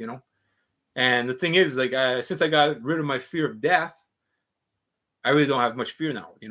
When you fear death, it enslaves you, folks. People don't realize why you think slaves stay slaves all their lives. When you look at the plantations, all that kind of stuff, because they fear death. If they wouldn't have feared death, if they would all say, yeah, well, we're not going to do nothing, and they all slit their own throats, what would they have done then, right? They'd say, fuck, everywhere, all the fucking slaves are killing themselves. Fuck, okay, we got to change this fucking system. It's not working. We got to do something better. We got to give them better. See? Because without them, they couldn't do, without the slaves, they couldn't do what they couldn't. They wouldn't have been able to live the lifestyles they could. Imagine. I was thinking about this story the other day. I'm going to write the story. Imagine the whole world, okay? Everyone dies except the aristocrats. So all the people that are used to be served and all that kind of stuff, all the service, everybody dies. All is left is all the fucking, the aristocratic bloodlines. And you do a story about what would happen amongst them. What would they do, right? And I mean, you could think of a whole bunch of stuff that would happen. I think a lot of them would kill themselves. Number one, a lot of them would commit suicide. They wouldn't be able to live. I think, think about these people when they die. They've been used to having people fucking wipe their ass, feed them, fucking dress them up. Now all of a sudden they won't have that anymore. Like, imagine like the hell they're gonna go through, like to have to like. Fuck. I feel sad for these people. Really, I do. I really do. Because despite all the experiences they had, I think they're the most enslaved people. Is the people that are surrounded by so much material. They're the most enslaved people. They need all that material to give themselves substance. I don't need that. Like, I got very little in my life, and I feel pretty good about who I am and what I'm doing. I don't need that much fucking recognition. I don't need all that material to get attention. I don't really want that much of attention, to be honest. But like, it's just wild to see how people could be so sick and think that that's a strength. It's wild. I guess that's what it is. I guess that's what the sickness is all about, right? Can't sit high on the hog. Ain't got no slaves, yo. Yeah, no, well, slave. We need to get rid of that mindset, the slave mindset, and it's like I said, the worst ones for that are police. They have the biggest slave mindset there is people that follow orders. They don't follow their heart. They follow orders, and then also they're supposed to follow the Constitution, but they even don't even follow that. So just to give you an idea, they can't even. See, they swear no to a Constitution. They swear to uphold, but yeah, when crunch time comes, when they get orders that goes against their obligation to that Constitution, they don't even have the courage to say, "Hey, no, I can't. That goes against my oath of office." They don't have the courage to do that. Oh, they don't want to lose their job. They don't want to look bad. Oh, weak. Fuck, it's weak. It's very slave-minded, and it's and like I said, like, I'm not trying to bring these people down. I'm trying to wake them up, trying to help them see, like, hey, you're better than that. Okay, like every police officer out there, every one of you, you're better than that. Okay, I'm telling you, I'm telling you from my heart, you're better than that. Wake up, look in the mirror, and say, hey, man, you know what? Fuck, I need to know what these symbols mean. I need to know what the law is, and I need to realize, hey, am I doing more harm than good here? And I'm sure if you look around and you see the bullshit, if you're a good person and in law enforcement, and you're a good man or woman, you have morals and you have principles, and you're seeing bullshit and you still partake and still part of the association, you're not on the right path. I'm telling you. Wake up, fucking stand up, say something. Even if you lose your job, hey, you have to. Sorry, because you're not gonna like yourself. You're not gonna like who you are. There's gonna be a point down the path. You're gonna look down and you'll say, "Fuck, man. I knew I walked off the path way back. I could have turned around and I decided to keep walking. Now I have to do all this work to fucking recover." You're probably gonna be discouraged and not wanting to do the work, and that's what happens a lot of times, folks. When you're so far gone, and you knew you could have fucking done something better, it's hard, man. The ego fucking makes it hard for you to just want to fucking do the work. Yeah. So, where their employer is not their opposite. Well, it's supposed to be like that, but see, if you understand anything about our system, is that the government it's a private entity. The police is a private entity. Maybe they're private, but they're claiming to do public work. So just like the Bar Association, The British Accredited Registry is a private entity, just like the Bank of England. It's private, but they're doing public services. So it's all they've committed fraud against us. It's all deceitfulness, and that's what they do. They flip everything. What's right is wrong, and what's wrong is right. That's what they do. They flip everything on itself. If you ever listen to Kate of Gaia, listen to this, and I know she's like, if you ever listen to this person or this man, well, he was a dude, he was a man, and then now he's Kate of Gaia. So he's like saying that he's in touch with the sacred feminine. So I don't know if he's tranny or not, or I don't know what the heck. He's a little confusing in that area, but he's still got a lot of great information, or she. I don't know. I never know how to fucking. I've never been good with that. Like when I see a man dressed up as a woman, I see the difference. I know it's a man, so I'm like, yeah, dude. But like, and then it's like, well, I'm a wife. It's like telling me, yeah, this is vanilla ice cream, but I know it's chocolate. And you tell me, no. When you lick it, pretend it's vanilla. No, I can't because it tastes like fucking chocolate. Okay? Don't gaslight me, please. Fuck. I have enough fucking rough time with my own imagination playing tricks on me without you fucking with me. All right? Fuck. BlackRock now owns 6% of almost all of the top companies in the world. Yeah, well, BlackRock, State Street, Vanguard, Circle, like these are all fucking companies. They're all owned by the same small few, which are all shareholders, right? It's all the shareholders. People need, like, the CEOs are not the problem as much as the shareholders, because the shareholders are the ones that fucking pick the CEOs that are going to go and just make decisions for the corporation that they have shares in that's going to, maximize their profit and their interest. It's the shareholders. And who are the shareholders? Well, I guess it's not you and I. It's not the common folk. It's the aristocrats. That's for sure. They're. So while even the Rothschilds, when you look at the Rothschild, they're not even the biggest fish. Like you got the Farnese family, you got the Torlone family, the Colonna family. The Rothschild is part of the Rothschild and Hess. It's like not even its own thing. They're just the front poster kind of child in the sense to, but like really there's other families behind that are, have bigger influence. There's even the Wallenberg family. Wallenberg, well, you think of banking, well, the banking is under the rule of the internet. So without the internet, banking, we can't do anything. And who owns the internet? The Wallenberg family, which is Sweden. Sweden in the house. So Ericsson, they own the internet. So if you understand that, and you say, okay, well, now the bankers, they're susceptible to the internet. The internet is, when you think about the Holy Roman Empire, all roads lead to Rome. Well, that's the internet. All roads lead to Rome, which is Switzerland and Sweden and those places. It's all their fucking their base of operation. The top ones are not even known as exactly, Maria. You're right. Like even the names I've mentioned, I'm sure like behind the scenes is like even, could be the guy's fucking living here in Ottawa. Like so one of the top rulers, like you never know. You think he's right here in Ottawa, fucking living on the corner in fucking Marlborough and Main Street here in a small house. Like these people, you got to remember, the richest people in the world, the people that are like the last thing they want is attention. Trust me. They want it, they know about human attention. They don't want attention on them. They don't want people to know what they're with that. You don't want people to know they're the most powerful, folks. Never tell people you're powerful. Fuck. That's the worst thing you could do. If you're in a fight, you're in a street fight, whatever, then you try to act like you're like just fuck. No. Just look like you fucking don't know how to fight. But then when you know how to fight, and then the guy cut it, and then you're gonna have a surprise because now he's gonna keep his guard down, right? So that's how it is, folks. Like if you understand these people, the Sun Tzu's Art of War, read that. You got to read that book. You want to know their mindset? They read that book, among other ones. So you got to read the books they've been reading and writing, and like you read those things, and you get smart, and you get to understand their mindset. These are the most insecure people in the world, folks. Okay, you got to understand that.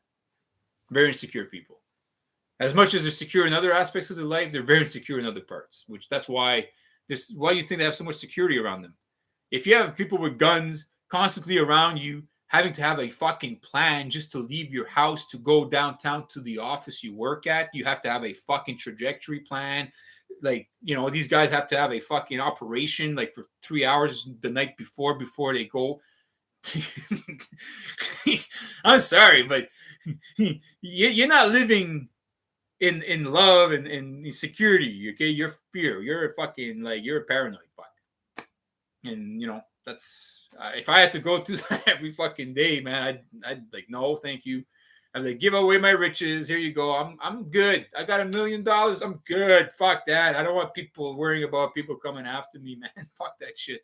Hey, wait, guess what? Not even $1 million. Just give me $100,000. I'm happy. I'll find a nice little fucking place in the woods, have my own little, solar panels and shit, and I'll be good. Like, I don't want that life. Look at Bill Gates. You think that guy fucking, hey, man, like that guy's grown old in the last 3 years, man. You see what he looks like? Fuck. I mean, these people, I feel sorry for them, and that's what I'm saying. Like, I'm not sorry. I feel bad for them. I really do.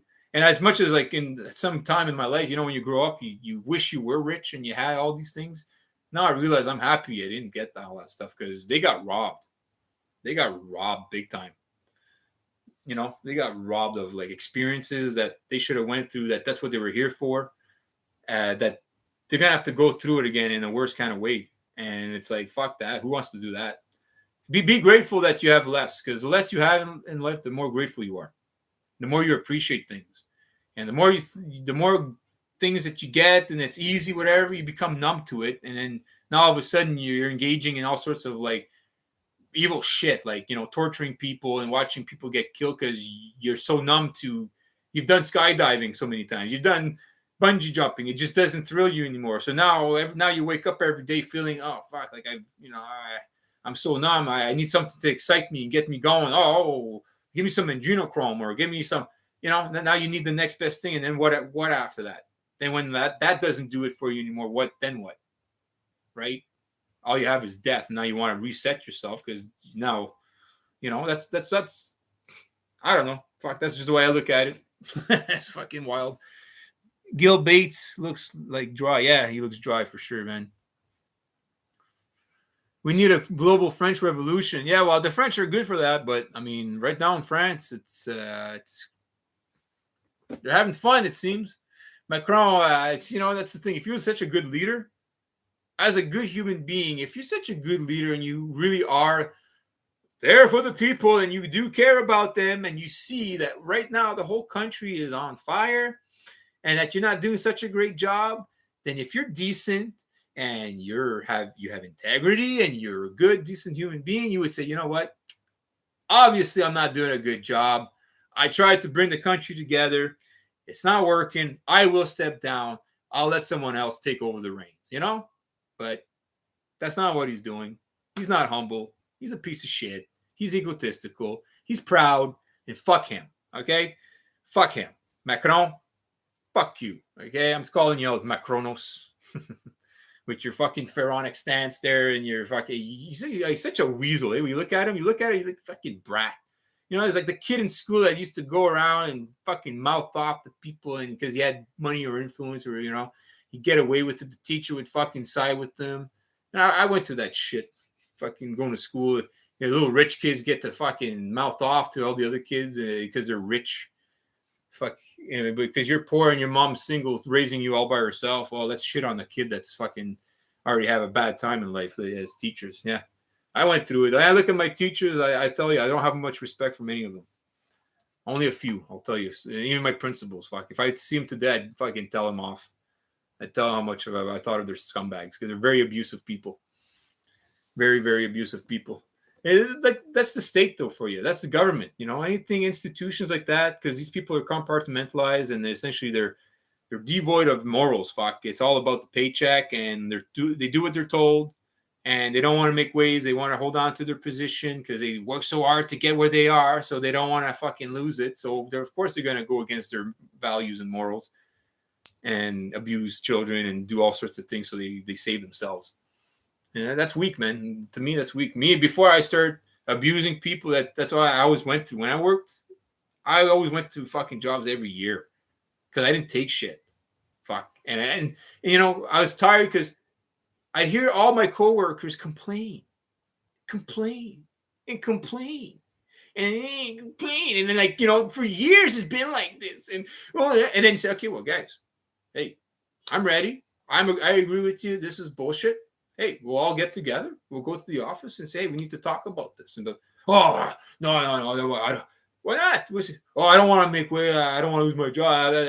Like, fucking cowards all the time. And I was always the one that fucking would put the managers, like, tell them off. Say, hey, you don't talk to people like that. You don't condescend people. You don't threaten to can people. You don't do that in front of people. Like, I was always the one that I would never take that shit for me or for anyone else. Could not stand a manager berating another employee and not doing anything. I would always interject and say, hey, no, you're not gonna do that. Like, right now, you're embarrassing this guy. If you have a problem, take him in the office and you talk about it, but you don't fucking do it in front of everybody and embarrass him like you're doing. And that's how you got to do that, folks. But I don't see much people out there doing that. Like, everywhere I've worked, there's only a small percentage of people. And when I did do things like that, you had maybe 2-3 people come up and say, hey, thank you. I appreciate you doing that. Holy fuck that. You have balls. You have courage. And I'd say, well, I hope that you have the courage next time when that happens that you say something. And you'd say, yeah, I should, eh? And it's like, yeah, you should. We all should. Fuck. You know, right now, like, you know, when I see Justin Trudeau doing what he's doing, I'm surprised it's not one of his security details has not decided to say, hey, you know what? I'm not protecting you anymore. I'm not coming into work. I'm going on strike. You're dividing this country. You're causing a lot of problems in this world right now. You're a piece of shit. And you're putting all of our lives in danger. Because right now, I'm pretty sure there's people trying to hurt you. And in order for them to hurt you, they have to go through us. I'm surprised. And that's why I'm disappointed. I don't fucking respect you guys. RCMP and CISA, all you people that are protecting these assholes. You know what? When you die, I really hope that God and whatever fucking bad shit comes your way, I hope you get the full fucking end of it. Seriously, I do. So you fucking wake up and realize it. That you guys right now, what you're doing, you're allowing evil to flourish. That's what you're doing. You know, the famous saying, evil flourishes only when good men stand by and do nothing. Well, I've really questioned if you guys are actually good people. Okay? I'm questioning all you police here in Canada. I look at you as a bunch of fucking cowards. Okay? All the military as well. And like I said, I love yous. I got nothing but love for yous. And I appreciate that you guys did work in the military. I think there's a lot of good things about what you're doing. But right now, with everything that's going on, if you're telling me that you're ready to go to fucking Ukraine and go fight Russians and whatever, well, you should be ready to fight the enemy within here in Canada, which is our politicians. And I'm not talking about shooting them or violence, but just at least help us arrest them, stop them, stop the violence, stop the nonsense. But none of yous, okay, have done anything, okay? And so far, I don't care if you've tried some efforts and whatever at this point, it's just not enough, okay? And I've been reaching out. I've been trying to fucking reach out and tell police. And I guess what I get? Nothing but fucking bullshit. Getting nothing but fucking aggression from these people, man. Nothing but disrespect.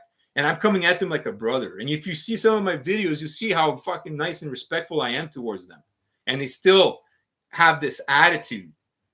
And at this point, I say, you know what? I have no more fucking sympathy, and I don't really want to understand you anymore, because I do understand is that you're cowards. You're the most fucking weakest link in the goddamn fucking planet. It's all you police and military right now, and I'm calling you out. Fucking calling you out. And if you want to fucking commit violence against me, you want to come at me, fuck. I own you in the afterlife at that point. Fuck. I wish you that fucking stupid. Okay? Because I'll own you. Okay? I own you at that point. Fuck. And if you want me to own you, then fucking go for it. But I'm telling you, you people there, you military and you police right now, you fucking disgust me at this point. Okay? I have no fucking respect for you, but I got love for you. I got nothing but love and appreciation and hoping that you guys fucking wake up. But right now, the respect, I don't look at you as heroes. I look at you as fucking like the bottom of the barrel. Actually, under the barrel, that's where you guys are. Okay? I take what's on at the bottom of the barrel before I take you. Okay? Because you're fucking underneath the barrel. You're like, in the shit.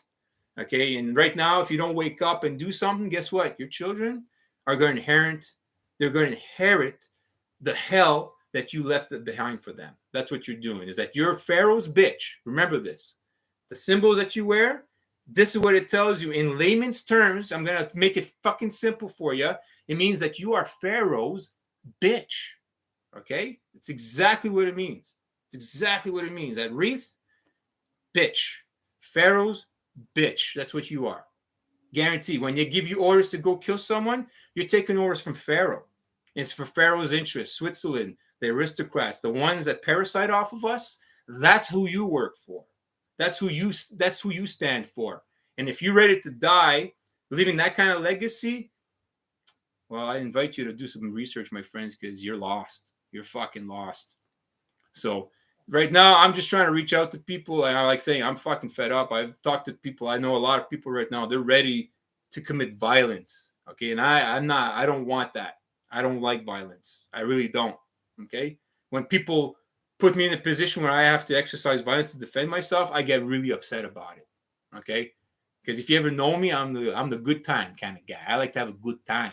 I like to have, sing music, play music, sing songs, make jokes, have fun, learn things. I like to teach martial arts, learn martial arts, do sports, have fun, learn how to understand each other, learn symbolism, cosmology, gardening, all that good stuff. That's what I'm all about. I'm not about this fucking division and fucking hating each other and trying to enforce my shit on other people.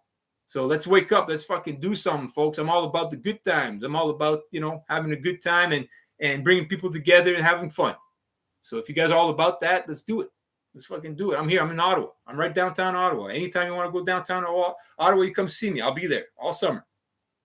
Most of the weekends, but during the week, I'll try to make an appearance as much. And if you want to meet me, hey, you message me. My email's all there on Facebook and on Facebook, YouTube. Email me.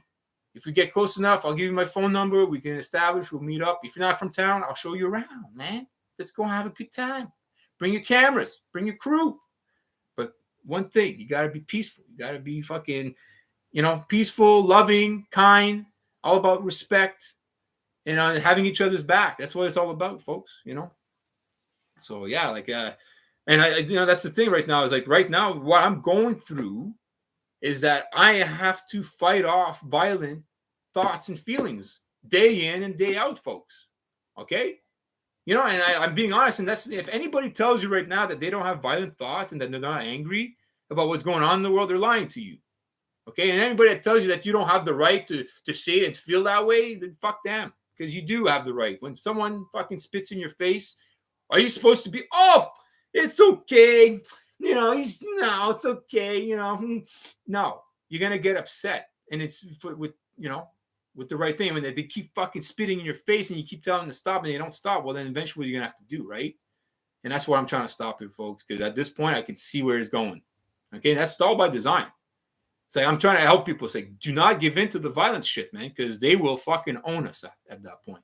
Okay? If you go into violence, and I'm talking about when you exercise, when you, if they attack you and then you're in the defensive, then that's at that point, you let it at that point, right? You have every right to defend yourself. What I'm saying is that do not go in this thinking you're going to go and assassinate people and whatever shit like that. You're going to go do citizen arrest, not citizen arrest, but go and mass arrest and say, hey, it's going to be numbers game now. It's you try to do it through numbers and say, well, look, I have 100 people here right now. We're ready to arrest Mr. fucking fuckhead here at Parliament because he's causing problems. And we have all the evidence here. Well, you want to fucking start a fight? You want to fucking lose your life for that guy? Well, that's what's going to happen, right? Because we're just trying to arrest. But see, we're trying to make it so that now, they're going to back off, that they don't want to fucking lose their life. That's what we're trying to do. Right? You don't want to fucking go violence. But unfortunately, some people, that's all they understand. I've had many situations in the past where, hey, most of my conflicts I've always been able to resolve through communication. I used to be a bouncer downtown. You know how many times I had to throw people out? Zero. I never threw people out. I always came at them with respect. I always talked with them. I know they're drunk. Fuck, that's the other thing you got to tell yourself. Okay, they're not themselves. They're drunk. And how are you going to be seductive and how are you going to approach them in a way that is going to diffuse a situation where I don't have to get physical with the guy because you don't want to. As much as I'm capable of fucking taking care of myself, fuck, anything can happen, man. On the way out, you could get tripped, whatever. One of his buddies comes around, smack. You can lose your life for what? Because buddy had his fucking hat backwards and you can ask the guy properly, So that's the thing, is just being able to talk and reach out to people and be seductive in your ways. And that's what I'm trying to share with people. Like, hey, come with me. I'll share these things with you. I'm going to share you how to be able to be eloquent and efficient with the words that you use and using the right words. And I'm still learning. I'm not fucking perfect. I'm still learning as I go. And I want to meet other people that are going to help me become better at that. That's what we got to do, folks. Because the word, right, our words, if we're not careful, you take the S at the end, put it in front, it becomes a sword. So that's not what I want. I don't want my words to become a sword. I want them to help heal. I want us to be able to come together and see that we have a common goal that we have to work on, and to be able to free ourselves from the chains of our fucking enslavement right now, because we are all product of Pharaoh. Okay, that's, you know, when Sean Ross talks about what he's talking about, 100% that guy is dead on. He needs more attention than he has right now. Brendan McConnell, the same thing. But those are the things, that the root cause of our problems in the world, we need to focus on Switzerland. That's 100%. We need to essentially weed out the people in our governments and everything to understand that Switzerland needs to fuck off, okay? And not just Switzerland, the Vatican, City of London, okay? All these fucking, these aristocratic families. I'm sorry, guys. Like, you know, I'm calling you out there, all, you know, Rothschild, all yous. I'm talking to you. I'm not afraid of you, fuck, okay? I'm not afraid of you, fuck. I know how weak you are, fuck, you know? And you want to fuck with me, well, I know I own you, okay? Anyone that fucks you with you in this life, you own them in the afterlife. Remember that. You own them, and you tell them that. Before anybody commits injury against you, you let it say, hey, you can hurt me, you can do it, you can kill me.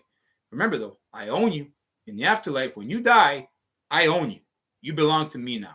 And not just me. You belong to all the people you've trespassed against that you didn't offer remedy for. That's how it works. And if you tell that to people, you know, when you're just saying the word, we all die one day, you want to fucking see people fucking eyes go, because they don't think about that. But when you start telling them that they're causing problems, and you say, hey, we all die one day, you think you're not going to be able to account for your bullshit? You want to see people's fucking eyes like, fuck. I've said that to many of my friends, my family, and one of my buddies, man. I remember when I kept saying, like, fuck, you know, when you say that, bro, he says, it fucking shocks me, man. He's like, and it's so powerful. I said, yeah, why? He's like, yeah, because it's fucking true. He's like, you know, and we don't think about that. And he says, when you say that to me, he's like, fuck, I do think about it. Now when I don't fuck around, like, I'm not as, you know, and it's like, yeah, that's how you have to be. You have to think there's going to be consequences. If you're not trying to do right in life, always remember there's going to be fucking consequences. And that the only time you're going to face true justice is death. That's it. And death is not the end of anything. It's not the end of you. It's fucking only the beginning. Fuck, trust me. You're going to be like, holy fuck. Trust me. I've died before. Fuck. We've all died. Everyone's died. You've been through it, and when you die, you're going to go through, holy fuck, I remember this. Fuck. They stole our time, energy, children, freedom, and joy, and we let them in away. Yeah, we did, Maria. You're right. Like I said earlier, it's like we freely give away our energy because we're not knowledgeable. We're not, it's like if you understand what a trust is, and all the trusts in the world are all charity trusts. That's all they are. And what it is just, it's like, fuck, it's all based on charities. So, when you're paying taxes, whatever, stuff like that, it's all, you're giving it away. Like, you're not obligated to. You're just willingly giving it away. You're not really understand that you're just giving it away with that because you don't know better. That's all it is. Like my uncle, Zhao, he was a chartered accountant here in Canada. We're partly native, and so he was helping a lot of people with tax, understanding the taxes here in Canada. Anyways, he passed away back in 2012. But anyways, he's just to explain to you, he's like, well, he kept saying, like, you don't have to pay taxes. You're giving away free fucking money to the government, which doesn't belong to them. They're making a claim in which they can't fucking back their claim as to how you owe that money. Right? So it may depend on this. Yeah, well, that's it. That's it. It's instead of teaching us, which if you understand, like the International Covenant, the UN Constitution expresses this very, very beautifully, that if we don't know how to be self-sustainable and have, being able to provide our food and water and things like that, we're going to be left wanting and in fear.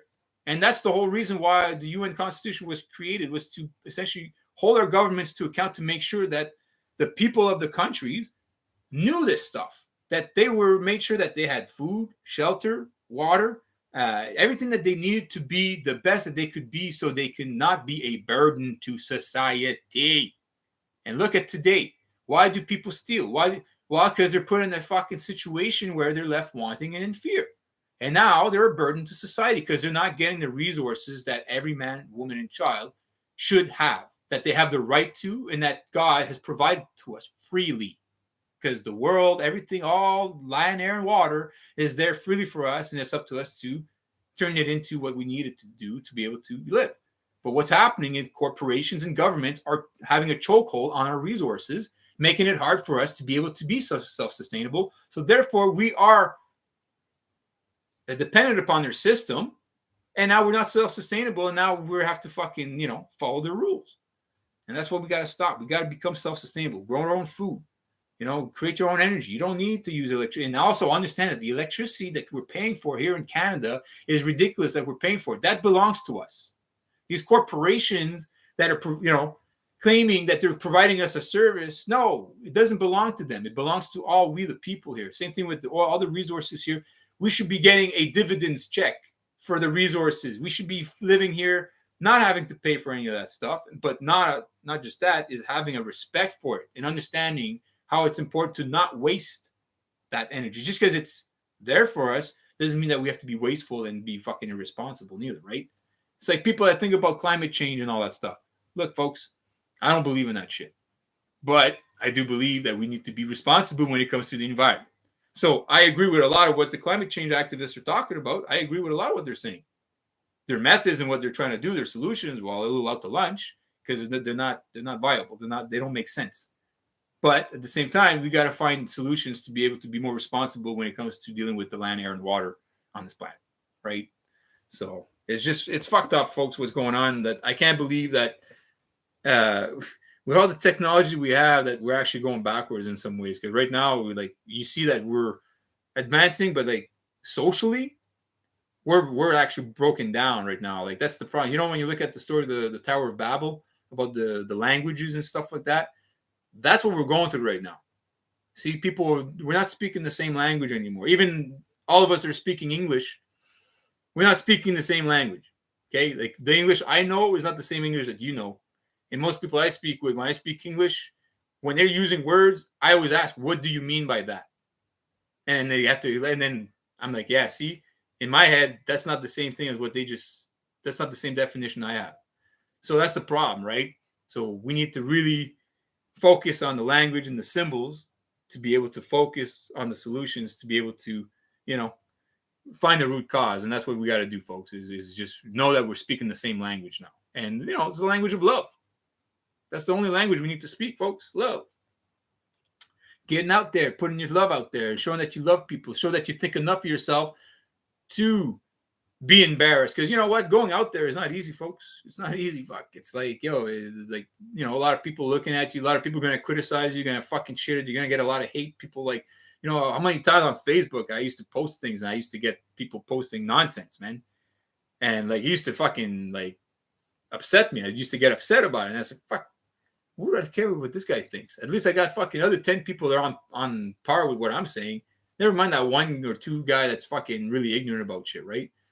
So it's just, you gotta fucking really work the courage, folks, because it's time, man. Because pretty soon, if you're in a cage in prison, you're not gonna be able to do shit. If you're on these 15-minute series like they're talking about, which I don't know, I don't think it's gonna happen. But hey, man, the more we're going into this digital currency too, the less freedoms we're gonna have. And I'm telling you, things right now you think are bad, they're gonna get worse. They're just gonna get worse, folks. I'm telling you. And I'm ready to die, folks. I've been ready to go. Hey, whatever. If I gotta go soon, I'm ready to. I'm fucking fed up with this place, to be honest. I'm fed up with the planet, fed up with a lot of these people. I'm fed up with the politicians, the police, all of them. I fucking can't stand them anymore. I want to get away, but at the same time, while I'm here, I'm gonna try. But like I said, I'm ready to fuck off, man. I have no fear. I'm not gonna kill myself. I'm not gonna do any of that. But at the same time, if someone comes or if something happens to me, whatever, I'll be like, thank you. All right. Well, where we go now? Okay, please do not send me back to that place. It's right now. No. There's nothing I can do for them. There's nothing I can do. I tried. You're in Northern Michigan. Nice. You're practically Canadian, Ben. You're practically Canadian. That's good, man. You can keep to the land. That's what it got to be. My cousin Richard is in the country there, and like he's started his own farming and stuff. He's helping people get DMSO, and he's actually starting to be like a beacon of a good example in this community. So yeah, it's the way to go. Fucking, I want to be going back to the land. Fuck, I live in Ottawa, and I'm tired of the city. Like I really can't stand it anymore. I want to start gardening and grow my own food, and be self-sustainable. Right now, I'm working on doing my claim of rights. Essentially, I want to, all my IDs and everything there. I'm gonna get rid of all that. I still don't use it there. Like I'm not, but I mean, I say all the time, we respect Canadians for their work ethic and realistic personalities. Yeah, well, I know that a lot of us are like that here in Canada, but fuck, man, the more up north you come, like in Ottawa and stuff, you're not gonna see the same kind of Canadians, my friend.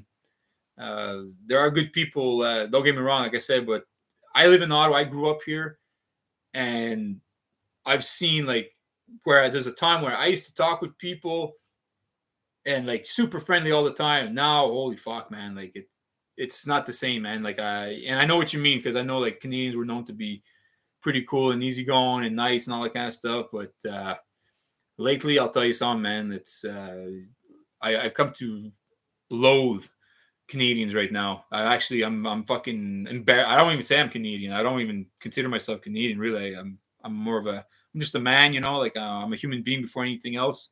And the Canadian values, now that I know the law and now I know our system, yeah, my values don't fall with Canadian values. It actually goes against Canadian values. Go against my values, many of them, anyways. We're too complacent here in Canada, man. Like, I'm sorry, man. It's like fuck, man. Like, we try to play this, drinking our beer and hockey. Don't be proud of that shit, fuck, man. Like, it's loser shit, fuck. I'm sorry, man. Drinking beer and alcohol and being proud of, like, to me, that's loser shit. It's not. It's just to show you how like they've really been able to get our human attention to be proud of things that we should not be proud of. And then even be proud. To be proud is really not a good thing. Be appreciative. You appreciate things, but don't be proud. Fuck. Pride is one of the 7 deadly sins, right? But I live in a town of less than 1,500 people, and it's the way to get. Very small town. Life is priceless. Yeah, well, let's see. I like, if you go in Canada to small towns, like you'll know, like the Canadians here, like in smaller towns, like you'll meet a lot more good people because they're more relaxed, more easygoing. The thing is about them, though, they seem to be a little bit more like their heads in the sand kind of thing, because they don't like to hear problems and things like that. But like super hard workers, decent people, good values, things like that. Like very, very neighborly. They'll help you anytime you need help. That's what I like about Canada in many, many respects. But right now in Ottawa is very political. A lot of like, white collar workers, very uppity people, government people, working in politics, things like that. So a lot of snobs, let's put it that way, but good people too, right? So yes, it is. The alcohol is pure spirit of evil. Fuck, man. That's why I don't drink the shit. I do magic mushrooms and I do cannabis, that's it. And I try to limit that as much as I can, but sometimes it's not easy. I like to smoke my cannabis. It makes me feel a little good. And, I play my music and then I can listen to stuff and release some stress, So, but, oh my God, it's been 3 hours I've been on. I was not planning on being on for this long. I've been ranting. I have so much information I want to share with you guys. I really am grateful for the people that tuned in. Like I said, I'm just I'm at the point where I really need to get out there and, I need some warriors. I need some people to come with me. So if anybody out there, if you're hearing this, if you see this video after the stream, if you're a video editor, you want to make a difference, get in touch with me. You're in Ottawa. Let's get to work. If you want to do police auditing, I'm down for that. But like I said, I'm not about calling them names and things like that. I'm out there. I'm trying to reach out to them like a brother. I'm still going to maintain that position, even though if they spit on me, they arrest me, do all that stuff, I'm still going to come back that way. I'm still going to be pissed, but I'm still going to, it's going to fuel me even more to come at them. Fuck. You want to arrest me, do it. I'm going to come at you even stronger. Fuck. I'm going to show you even more love. I mean, oh, buddy. Poor little baby. You had to arrest me. You were so scared of me. Why were you so scared of me? When they arrest you and they start threatening you, it's because they're scared of you, folks. That's what you start doing. As soon as they do that, you say, "Oh, see, he's scared of me. See, he just threatened to arrest me. He wants to silence me. He wants to. He's scared of me, folks. See, they're scared." And when you do that, it kicks their ego, man. It's like, oh, it's because it's true. That's what they're telling you. Anyone that starts exercising violence against you wants to silence you because they're afraid of what you have to say. They're not telling you that you're a criminal or whatever. They're just saying that they're afraid of what you have to say that's going to make them look bad, right? So, yeah. So, well, it was cool hanging out with you two, Bad Dog and Ben Porter, Dana, Maria, Prairie. All these, I know I probably lost a few of those back there. Sorry if I didn't read too much of the message. I was trying to read up as much as I could. But yeah, I really appreciate all you tuning in. And like I said, I'm going to try to do more videos as I can, be more consistent. Once I get a video editor and I start learning how to do video editing, you're going to see I'm going to start doing documentaries, make it look pretty good and efficient to essentially expose our system here in Canada and how we can go about changing that. Okay, and like I said, the people in the Crown, the police, and all that stuff. I'm not trying to be at war with you guys. But at the same time, I am disappointed. I find you guys, my opinion of you is very low right now. But I'm here to help you realize that you are better than that. Wake up, look into the symbols, learn the system. You've been abused, okay? If you went to the bar association, you made it this far. Come on, you're a warrior. You've been to that kind of abuse. I mean, come on. You really want to let them get away with the abuse they put you through to get your fucking credentials to be a lawyer? Because I know what you guys go through, okay? It's bullshit. So I'm just saying, you want to do something right, wake up, put the tools to work, start using those tools that you've acquired to the good use and stop using it for evil. Because I'm telling you, you're setting yourselves up for fucking failure. When you die, you're not going to be happy of the outcome. I promise. You're not going to feel good about the career you've created that you made for yourself. You're going to think, oh yeah, I've taken bad people off the street, but no, you've done nothing but commit fraud against yourself. Number one. And by doing it to yourself, you do it to other people. You do it to yourself, you do. And that's what really hurts, is because you do it to yourself, you do. You and you alone. Yeah, baby. All right. So I'm going to let you guys go there because I got to eat. And yeah, I ran out of shit to say, I think. So thank you for listening, guys. I love yous. One love. Keep the Warriors fucking flame burning inside your heart. And know that I'm out here if you need some help, anything you want to reach out, you want to talk, want to do I can talk one-on-one with you, stuff like that. I always welcome it. I've done it a few times with some of you. So, yeah, I'm always looking to meet new people. So thank you for listening, guys. One love. All right. Take it easy.